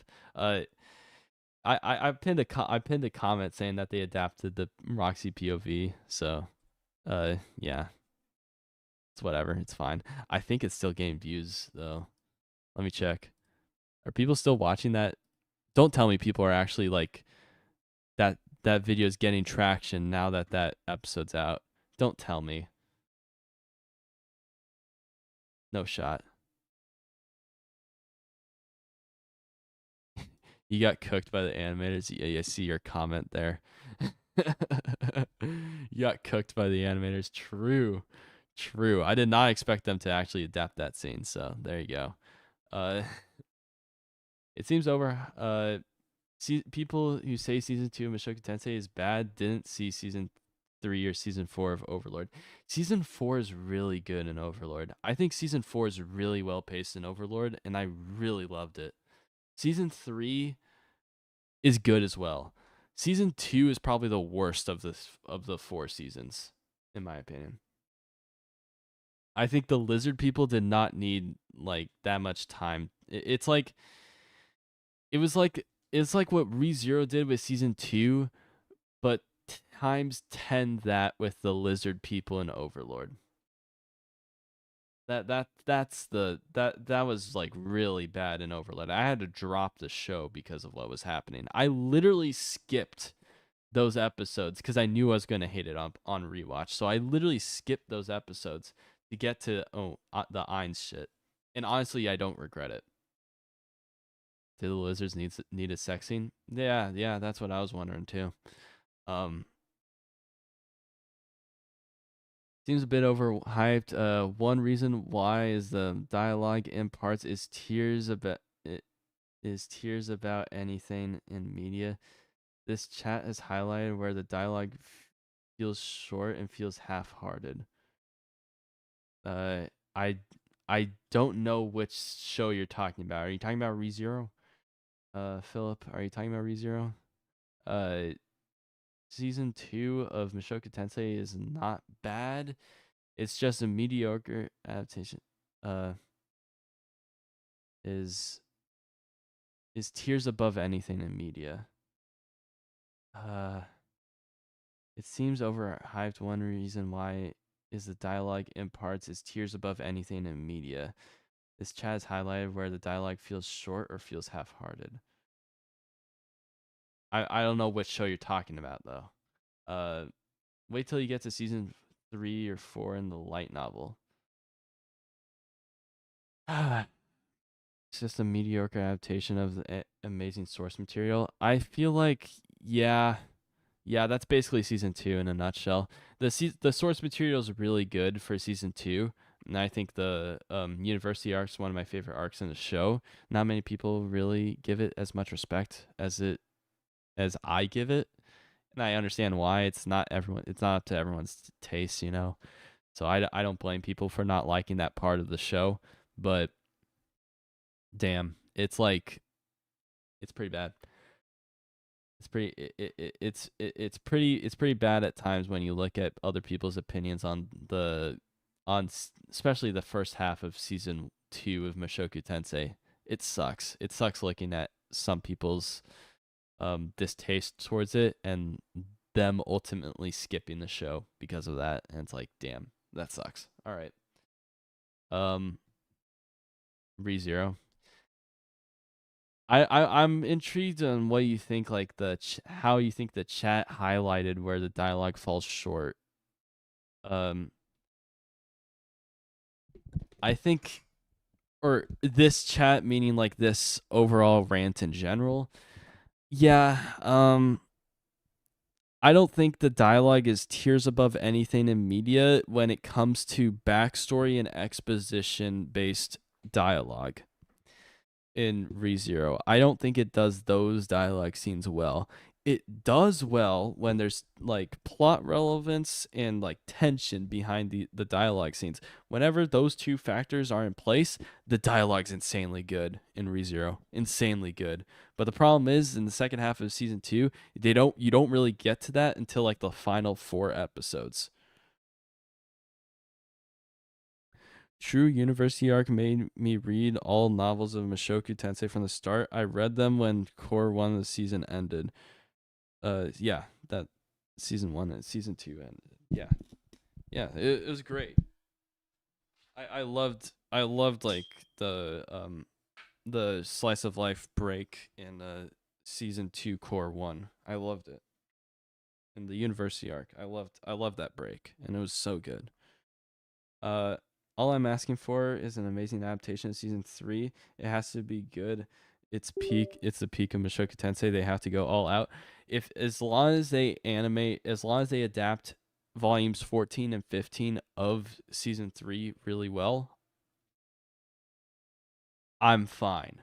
Give it like 2 years to adapt the first like 12 episodes of season 3 and we're fine. I don't care. I don't care about anything else. You can adapt. You can put like the piss poor budget in the second half of season 3. I do not care. Just put all of your effort and all your focus into volumes 14 and 15 of that show, of that series, and you're good. I don't care. Give them all the time they need. Honestly, put a movie budget behind those 2 volume adaptations, and you're fine. A Toph, isn't she like only a factor in volume 22? Like, I don't think she's a factor in season 3, so I don't really, I don't know why you're bringing her up here. 14, she, let me get the volume 14 here.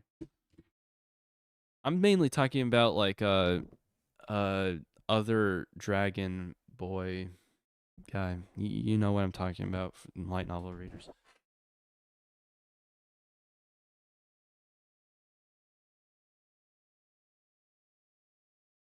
Yeah, she does show up. She's literally on the cover. Fuck. I completely forgot.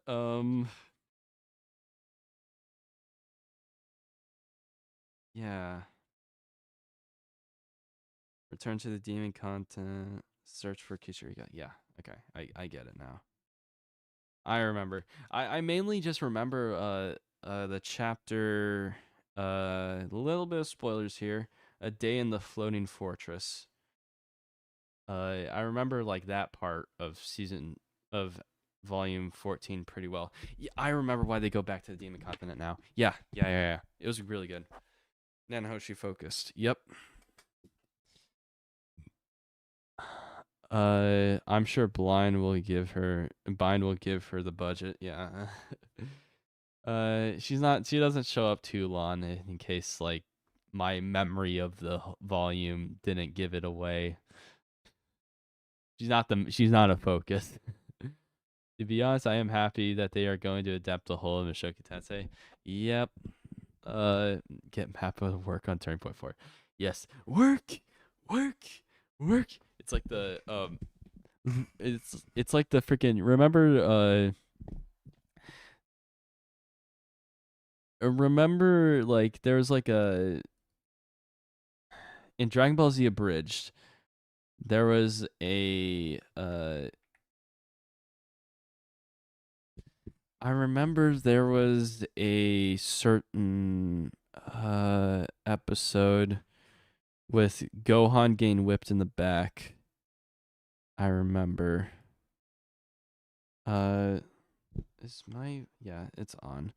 Let me try to find it here. I don't think. No, it's not.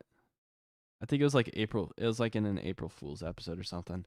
But there's like a tutor like whipping Gohan. That's like how I envision every single Mappa animator. It's just when they're on their desk like drawing frames. It's like work. He says learn in the freaking video, but it's like Work. That's how I envision it. I'd be more happy having Madhouse doing the rest of the show. Oh my gosh, bro. Somehow only took them 2 years for the 20. No, you just need the staff behind Freerun. If you look at any of the other projects that Madhouse has done, you'll notice the trend is not Madhouse. The trend for animating something well or adapting a series well is not Madhouse. It's the people behind it.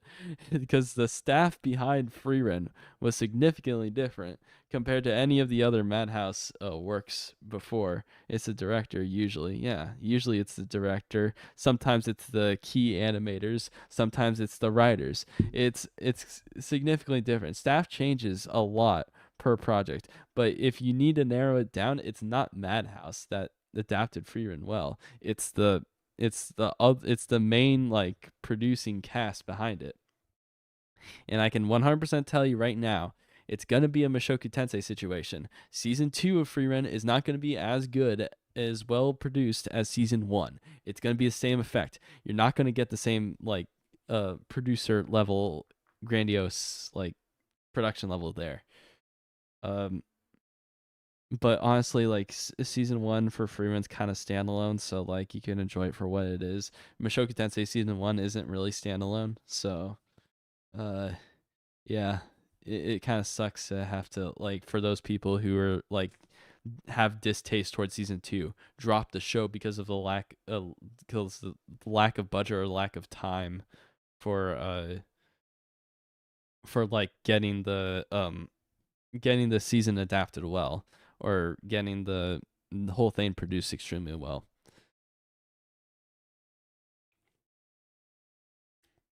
If the director and everyone he called favors on leave, it's gonna be a repeat of One Punch Man season 2. In One Punch Man season 2, like Madhouse just wasn't able to like get back on board with it, and they ultimately had to turn it over to JC Staff. And season 3 of One Punch Man is in a similar light. It's going to be passed on to JC Staff, but again, that doesn't mean that the animation is going to be bad. What really matters is like the people behind it. So JC Staff can animate things pretty well. You see things with you see how with Konosuba is animated pretty well. JC Staff can actually do some things pretty well, but it's mainly like a director's choice. It's really like the animators behind it, putting well experienced people behind a show if you really want it to like pop off. That's what will make like One Punch Man season 3 leagues above like any other normal anime. They didn't have that with season 2. With season 2, they didn't have the time, they didn't have the staff to make it as excellent as season 1. So it wasn't just being put on the JC Staff making it bad. So JC Staff taking on season 3, that's not really an indicator of season 3 going to be like just as bad as season 2. Season 2, like in terms of writing, adapting the source material it was adapting was really good, and that's why I stayed on board with season 2. Season 2 was great in terms of writing. I loved it.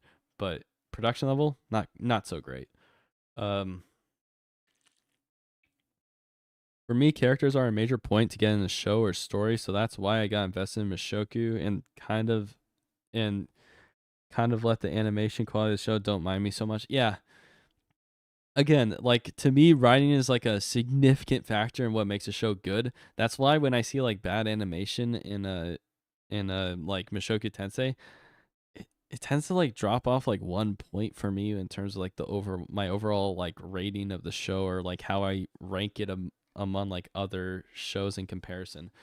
So yeah, when it comes to that, animation is not that big of a factor. It's like graphics and video games. Like we've gone to the point now where like animation doesn't tend to like distract you from the show unless you just finished watching Freerun like 20 minutes before getting into a recent episode of Mushoku Tensei.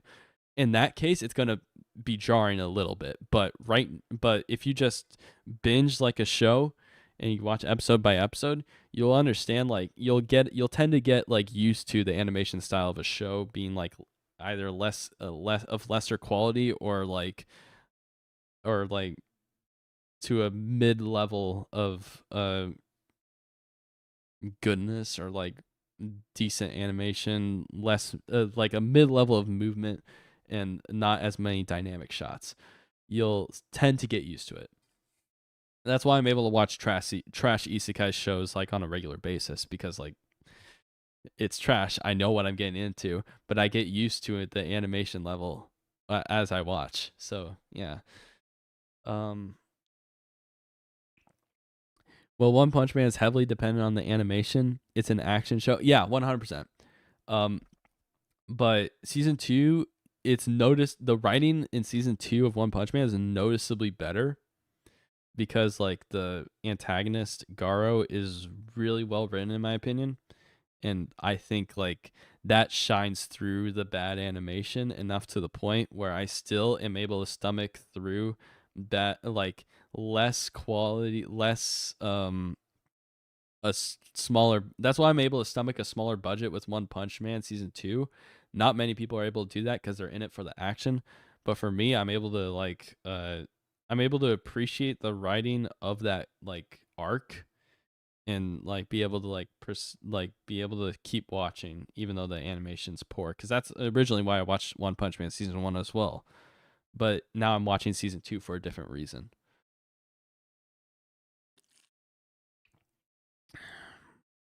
um your number one need and focus should be getting the best director you can afford. I have a feeling that's why season 3 is taking a bit longer to, and one, like announce the production for, and two, like get like a set date to release. I think it's taking a while to get like the proper staff on board and getting the production time it needs, because I feel like it got enough flack. Season 2 got enough flack for them to really up their game with season 3. So I feel like they'll do better in season 3.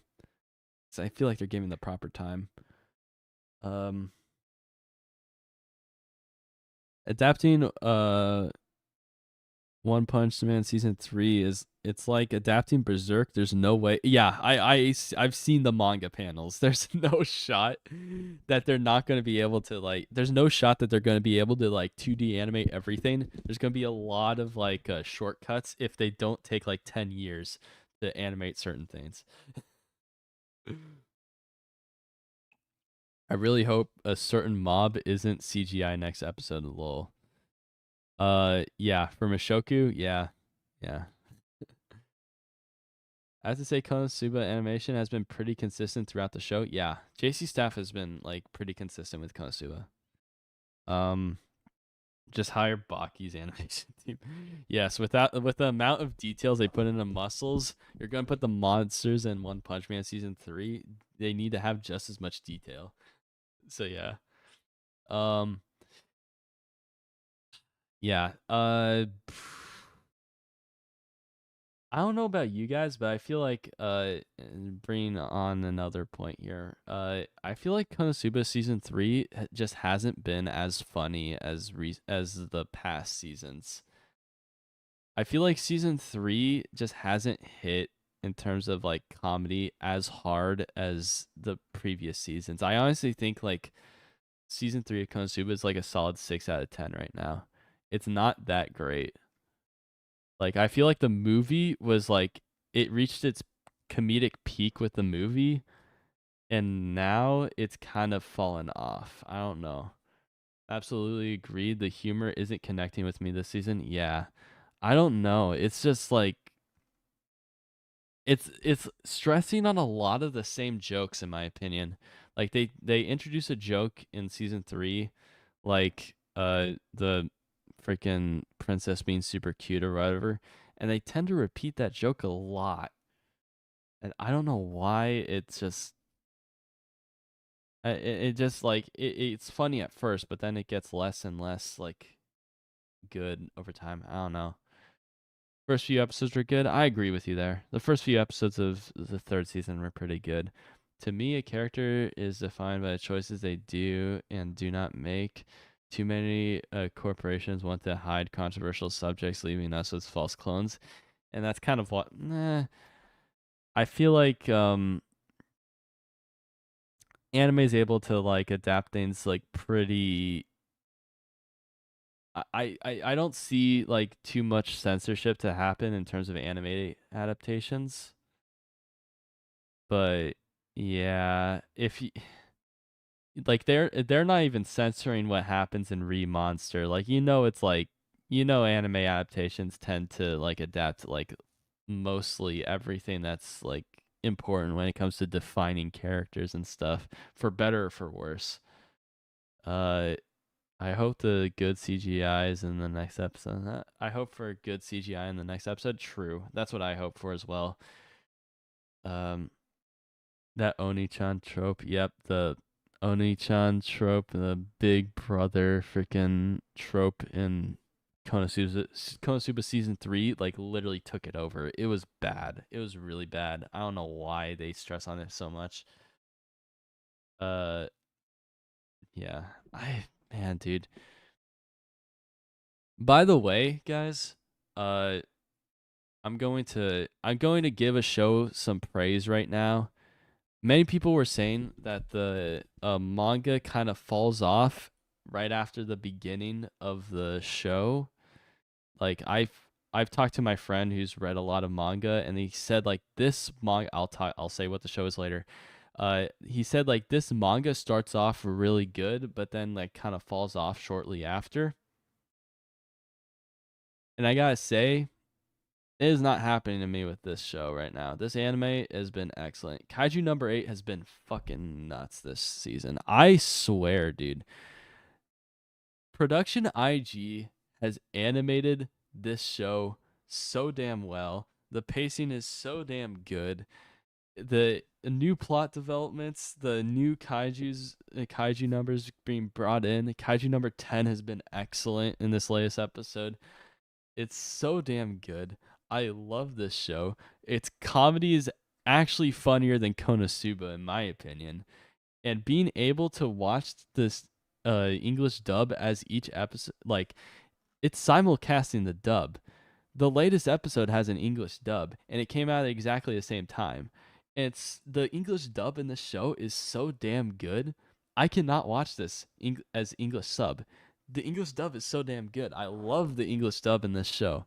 Whenever the English dub is like good enough for me to like stay like intrigued in the show and not like deviate, like if an English dub is good enough, I always prefer watching the English dub over English sub because it like is able to like sink me into a show that much more. Unless the English dub is like not available at the time, I tend to always go English dub. Kaiju number 8 is a gem. I also started reading the manga. Yeah. I don't know about the manga because I've heard that it falls off. But right now, this season has been excellent. The production behind it has been excellent. And I don't think many people praise this show. I feel like it's getting I feel like it's not getting that much recognition. I feel like it's going to turn into a Hell's Paradise situation. It goes shonen tard later. Really? It does? Damn. If that's the case, but I'm just going to enjoy it right now. For right now, I'm going to enjoy it. The action goes burr nonstop. Many of the complaints are because we don't get any kind of explanations about things. That's fine though. Introducing like a mystery into the world is how you build up lore in a show. To be honest, I am enjoying it more than Solo Leveling was shit. Solo Leveling was garbage. Don't you like? Oh my gosh, bro.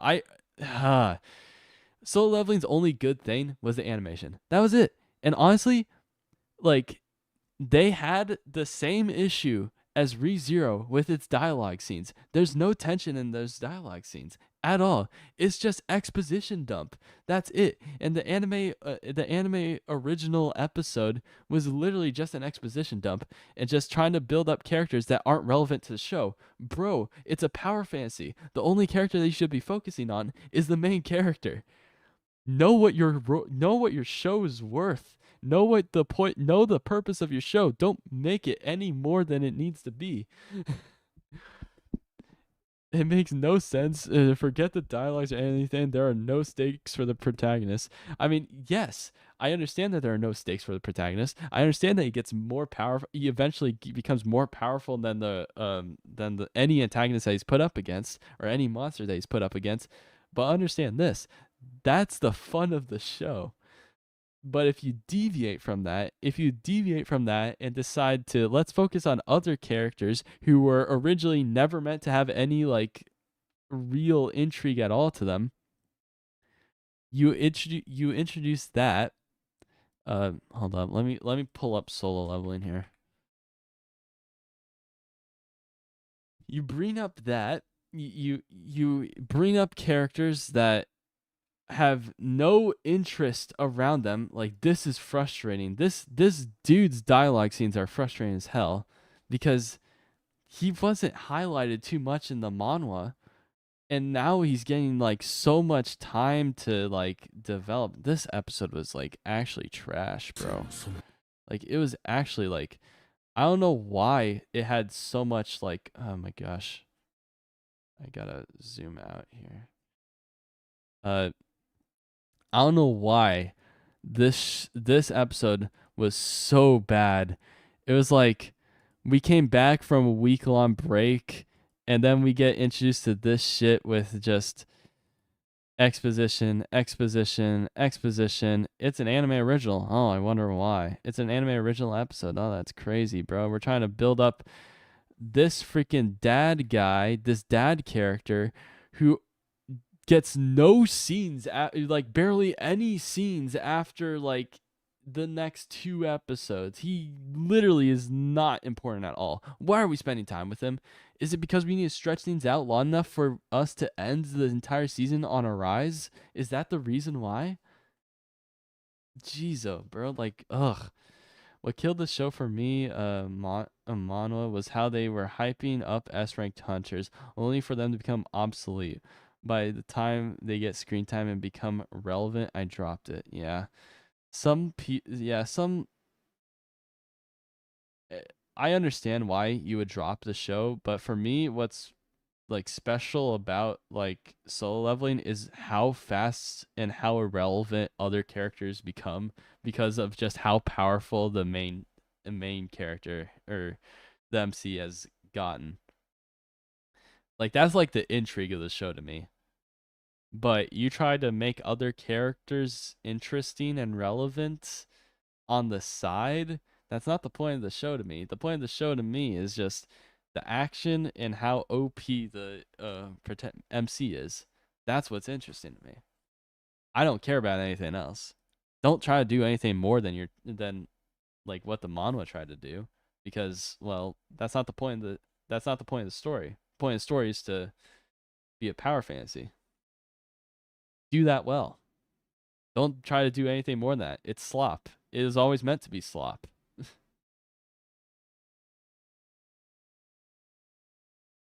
But hey, if you're able to write things like if you're able to write characters in extremely well, then hey, maybe it's worth it. But honestly, whoever wrote it, they fell flat.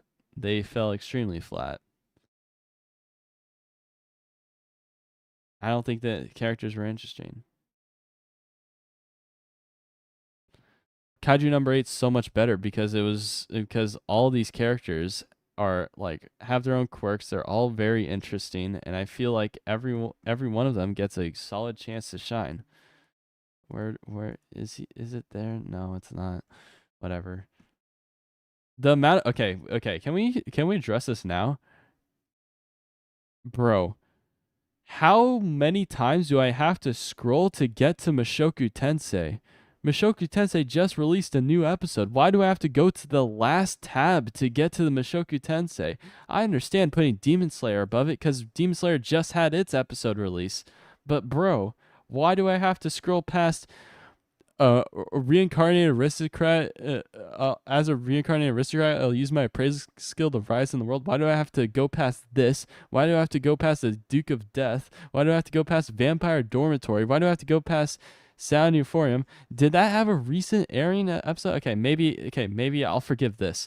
But why do I have to go all the way to the end to reach Mushoku Tensei, to reach that ad? What the fuck? The amount of disrespect Crunchyroll puts behind Mushoku Tensei is actually insane, bro. It's crazy. It gets no nominations in the Anime Awards. It doesn't get any respect in regards to like advertising for it or anything. They release trailers like 3 days after it's released on Toho Animation's YouTube channel on Crunchyroll. It's actually insane. I watch it on Musa Asia. I heard like you can watch it on like their YouTube channel if you're in a certain country, but like for me that's not the case. For me, the only legal way to watch this is through Crunchyroll right now. Undress this now? What are you talking about? I don't know what you're talking about, but I met I think I meant, if you're talking about what I said, I mean a dress, maybe, but whatever. Uh, yeah. Yeah. This is actually insane. The moment I finished Mushoku Tensei's first season, I bought all the novels, no questions asked. It's also on Netflix. I'll look at that. Give me a second. Maybe on Japan it's on I know Netflix. on the surface, my life looks. Fuck you and your stupid like autoplay bullshit, Netflix. Netflix film Hitman. Huh, I don't know what that is. Mushoku Tensei. It's not available for me. Maybe in the UK or something, which is where I watch Mushoku Tensei. Yeah, it's not available on Netflix for me. Hell's Paradise was just recently added there, so that's cool. I mean, Netflix has grown their anime catalog recently. Like they're just starting to add the Overlord seasons and like the daily life of the Immortal King's leaving soon, but like it's pretty good. They recently added Hell's Paradise. They recently added Quintessential Quintuplets. Godzilla -1 was really good. I just watched that lately. It was really good. Their anime originals are pretty good. Devilman Crybaby, Cyberpunk Edge Runners, Super Crooks. Those are all pretty good. Dorohedoro is also decent. I'm in Pakistan. It's Netflix for me. Yeah, it makes sense. Yeah, in U.S. it's like really in the U.S. a lot of like media is like very like spread out in terms of streaming services. You never can really like go to one source and find everything you need. It's spread out across a lot of them. So that sucks, but yeah.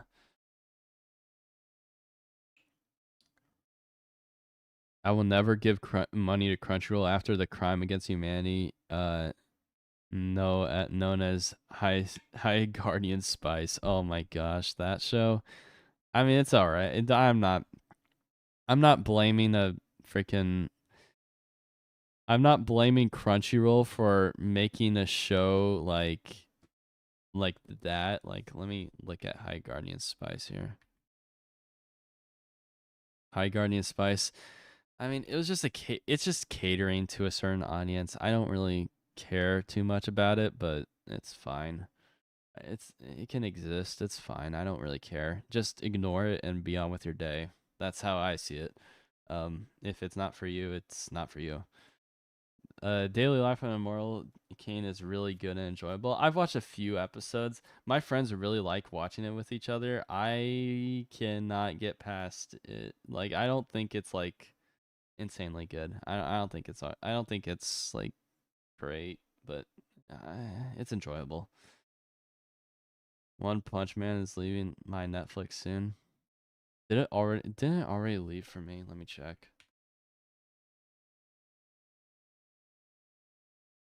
One Punch Man already left for me. It's already gone now. So we have to subscribe to the 10 different subscribe services to watch shows. It's getting out of hand, to be honest. The only ones I have access to is my parents' Netflix account, my parents' Amazon Prime account, my own Crunchyroll account, and I think that's it. I think those are the only three I have access to. Oh, and Peacock for WWE. That's it. Are you watching Spice and Wolf? I watched the first like 3 episodes and it was pretty decent. I watched the first 3 episodes and it was pretty solid. Let me look at my watch list here. Here's what I'm currently watching. So Mushoku Tensei, just covered that. Engage Kiss, my brother's forcing me to watch it. It's all right. It's pretty decent. Kaiju number 8, good. Psychopaths I'm watching right now, so fucking good. I'm thinking about making a video on Psychopaths, dude. Holy shit, this show's good. I heard the second season's not, or the following seasons aren't that great, but season 1 right now, so fucking good. I love that show. Windbreaker is so good as well. Oh my gosh, Windbreaker. Holy shit. It's so good. My friend told me to add ID Invaded to my list. Konosuba, I've yet to watch the latest episode of Konosuba. Spice and Wolf's alright. I watched a bit of this show I need to catch up. I added that to my watch list. Horror Mia, I just finished season 2, like completely. It was really good. Last season I really enjoyed the Unwanted Undead Adventure. Love the vibes. Top tier choreographies in Windbreaker. Windbreaker's so fucking good, dude. Oh my gosh, bro. We want to go, dude. Oh my gosh, bro. This fight scene was so damn good. It was so damn good. Show them popping off, bro. Yeah.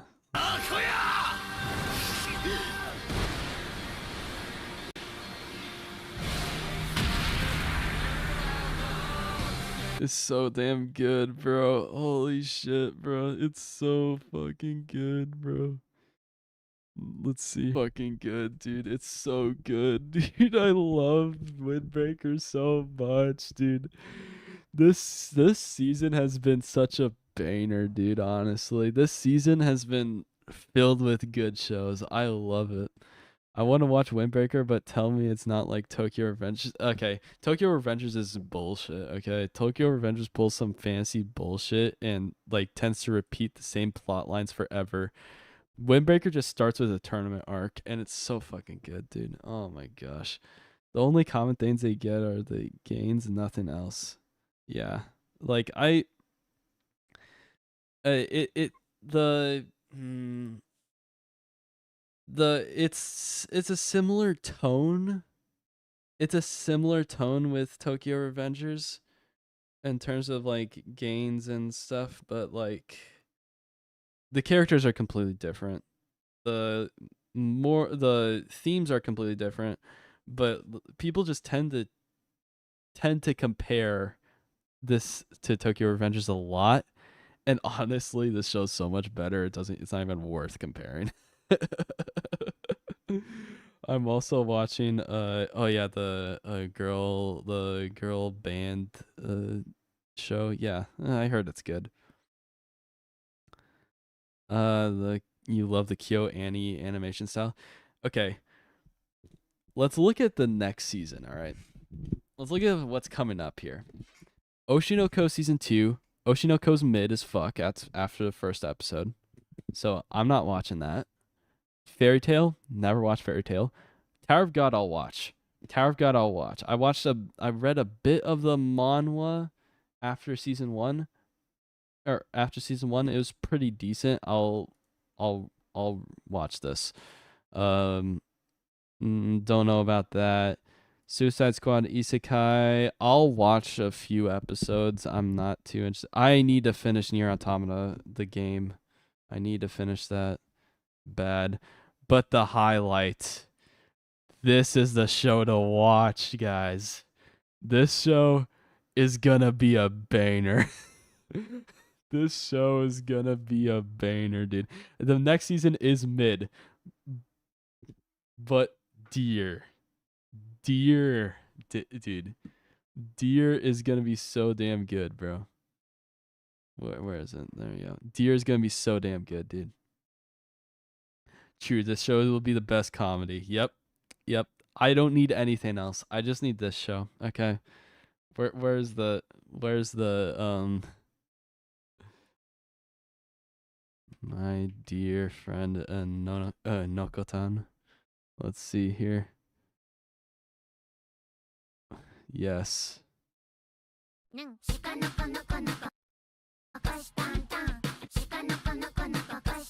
Just do this. Just an hour of this. Please. Yes. Give it to me. Inject it into my veins. Please. I want this show to do well. Right now the popularity is not up there. I'm surprised I have to scroll this far down to see this show on the list. But like I'm surprised that Nier Automata has more traction than this show right now. It's actually insane. But I have a feeling this is going to pop up to like number like 2 in popularity at least this season. This show's going to be so popular, it's insane. It's romance season. Yeah, and my brother's going to love that, isn't he? He literally had to dump Psycho-Pass because there was no romance in the show and he got disinterested in it. I'm like, bro, are you fucking capping? And he's like, no. I'm like, oh my gosh, bro. To him, it's like if there's no romance in the show, he can't watch it. I'm like, that's some bullshit and a half, bro. And I don't know, man. Your brother and me are the same. Fuck off, dude. Jeez. You can't enjoy a single show without romance in it. Like you can't enjoy Frieren because there's no romance in it. It's to that extent. Are you to that extent? You can't enjoy Frieren because one, it's standalone episodes. It's episodical garbage. That's as he describes it. It's episodical garbage. And two, there's no romance in it. One, it's not episodical. Stuff gradually leads to each episode. So one, it's not episodical. Maybe the first few episodes are, but no, it's not. And two, do you really need a romance in this show? Like really? Really? Okay, dude. Currently I'm watching Durarara. It's fun, and I also started watching Gintama. Gintama's I heard it's good. Now my taste Villain Saga and Code Geass and some good fucking characters and plots. Ah, so you're saying that's how you were before? I understand. Freerun is all romance. Is it? What romance here? Are you talking about like Fern and this dude? It doesn't develop fast enough for him, I could tell you that much.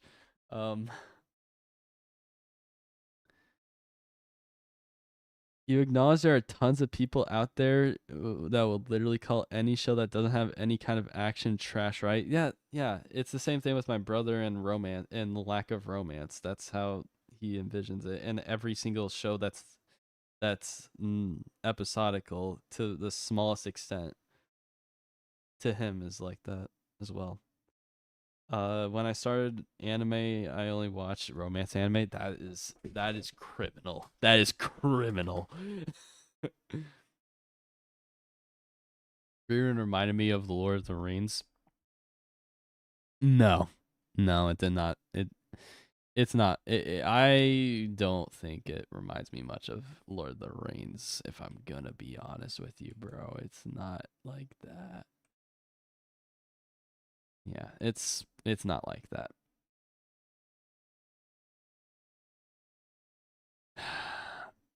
It's my high school days. Yeah, you were down bad. I get it. Yeah, I finished Bocchi the Rock. It wasn't my favorite. It was alright. I understand why people like it, but Dead Mount Death Play I enjoyed. I'm in love with the villainess. I had to drop. 100 Girlfriends I had to watch with a friend, otherwise I'd cringe myself to death. Really makes me feel like Himmel and Freeren's romance is legend. It's not really. To him, that romance is dead because one of those guys is dead. So yeah, building up a romance between them is kind of tough. She's just a little slow. Yeah. A little. I mean, like, he's already dead, so a little's a bit being a bit generous there. It makes me feel really weird reading comments like that. I'm watching anything I find interesting enough. Story and characters are what I find important. The genre, I'm okay with almost anything.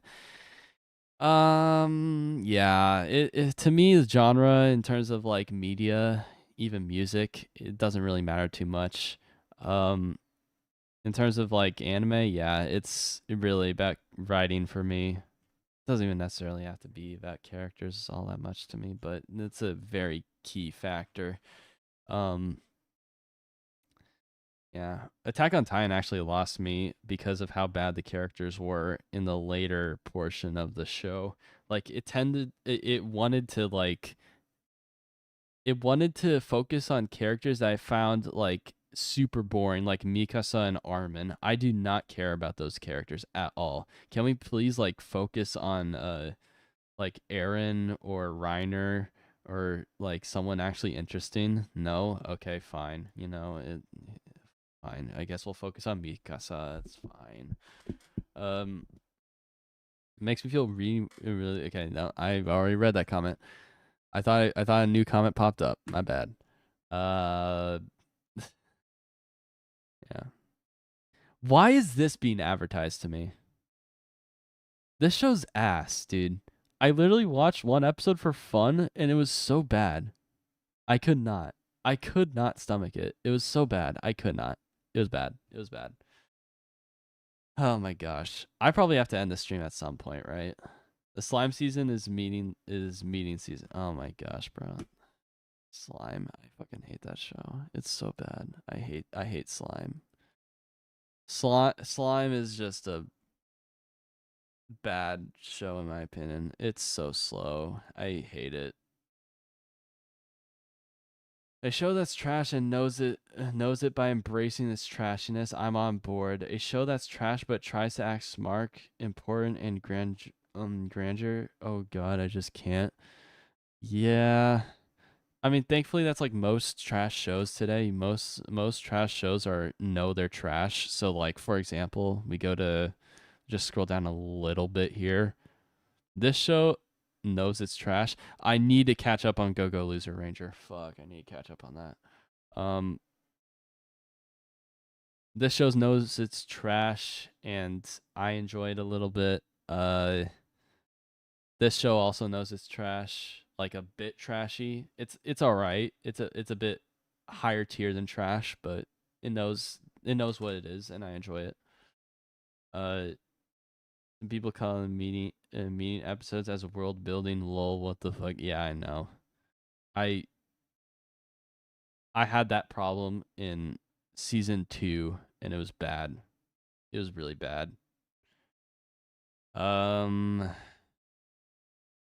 What other trashy shows have I watched lately? Probably not. I probably haven't watched much trash this season, if I'm being honest. I think last season I watched a lot more trashy shows because, well, it wasn't. Change Soldier knows it's trash. I just couldn't get into it that much. I need to get a high dive subscription pretty quickly here.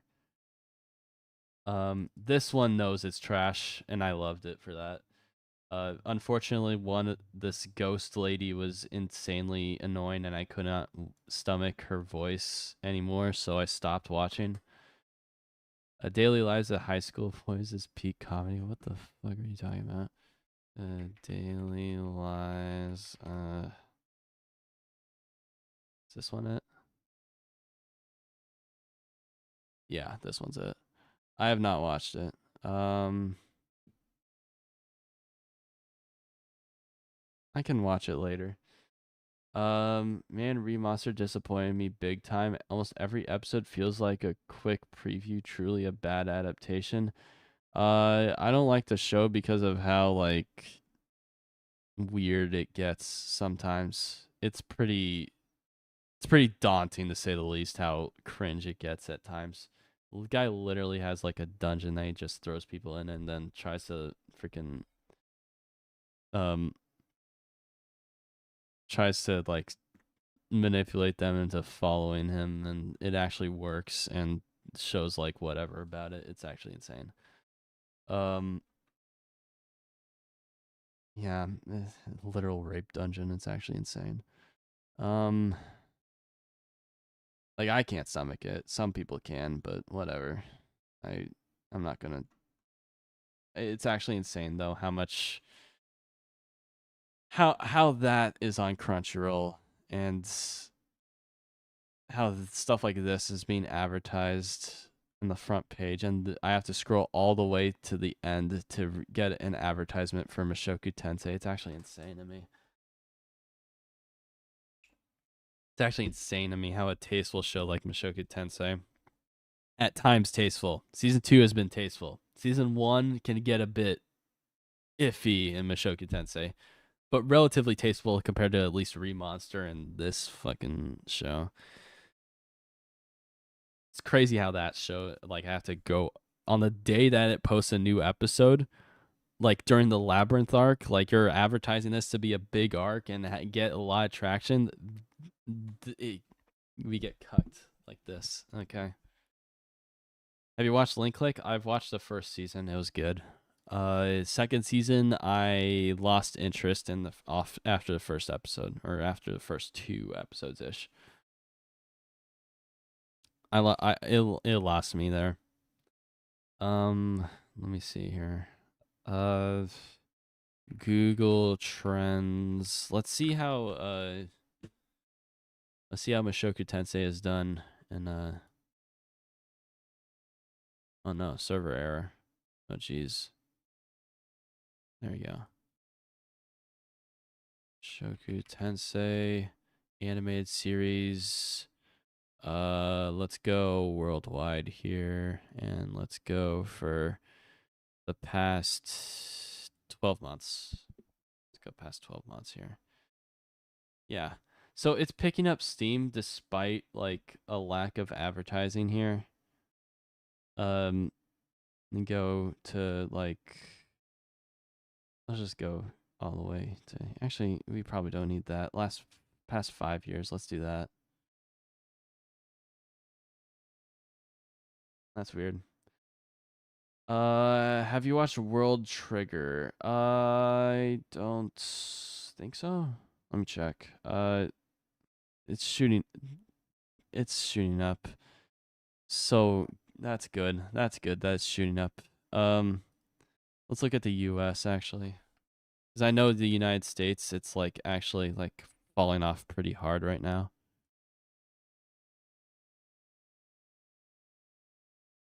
Man, dude, Alaskans love this show. I'm telling you. Uh, Turning Point 3, it popped off a little bit. It's still not as never going to be as popular as season 1 in the US, but you know, whatever, it's fine. Yeah. It's popping off a little bit.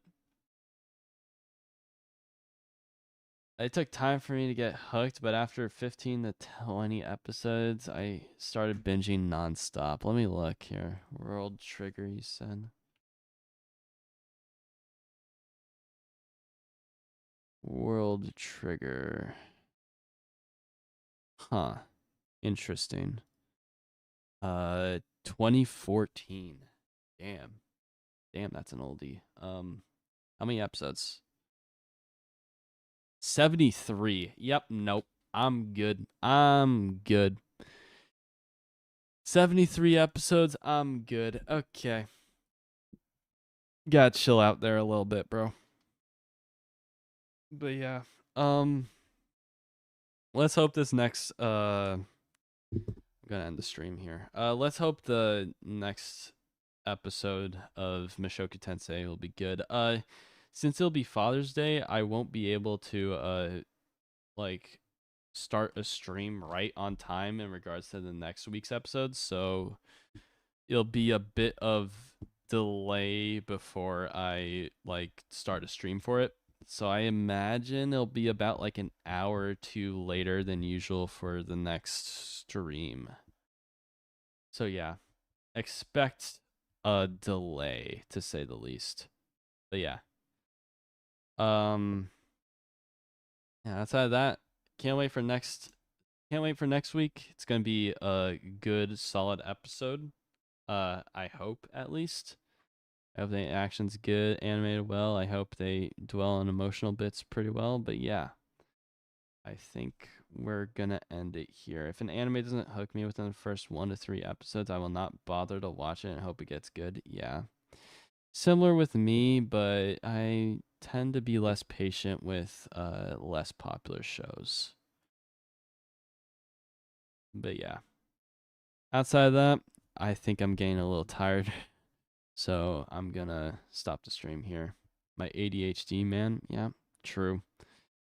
Man, dude.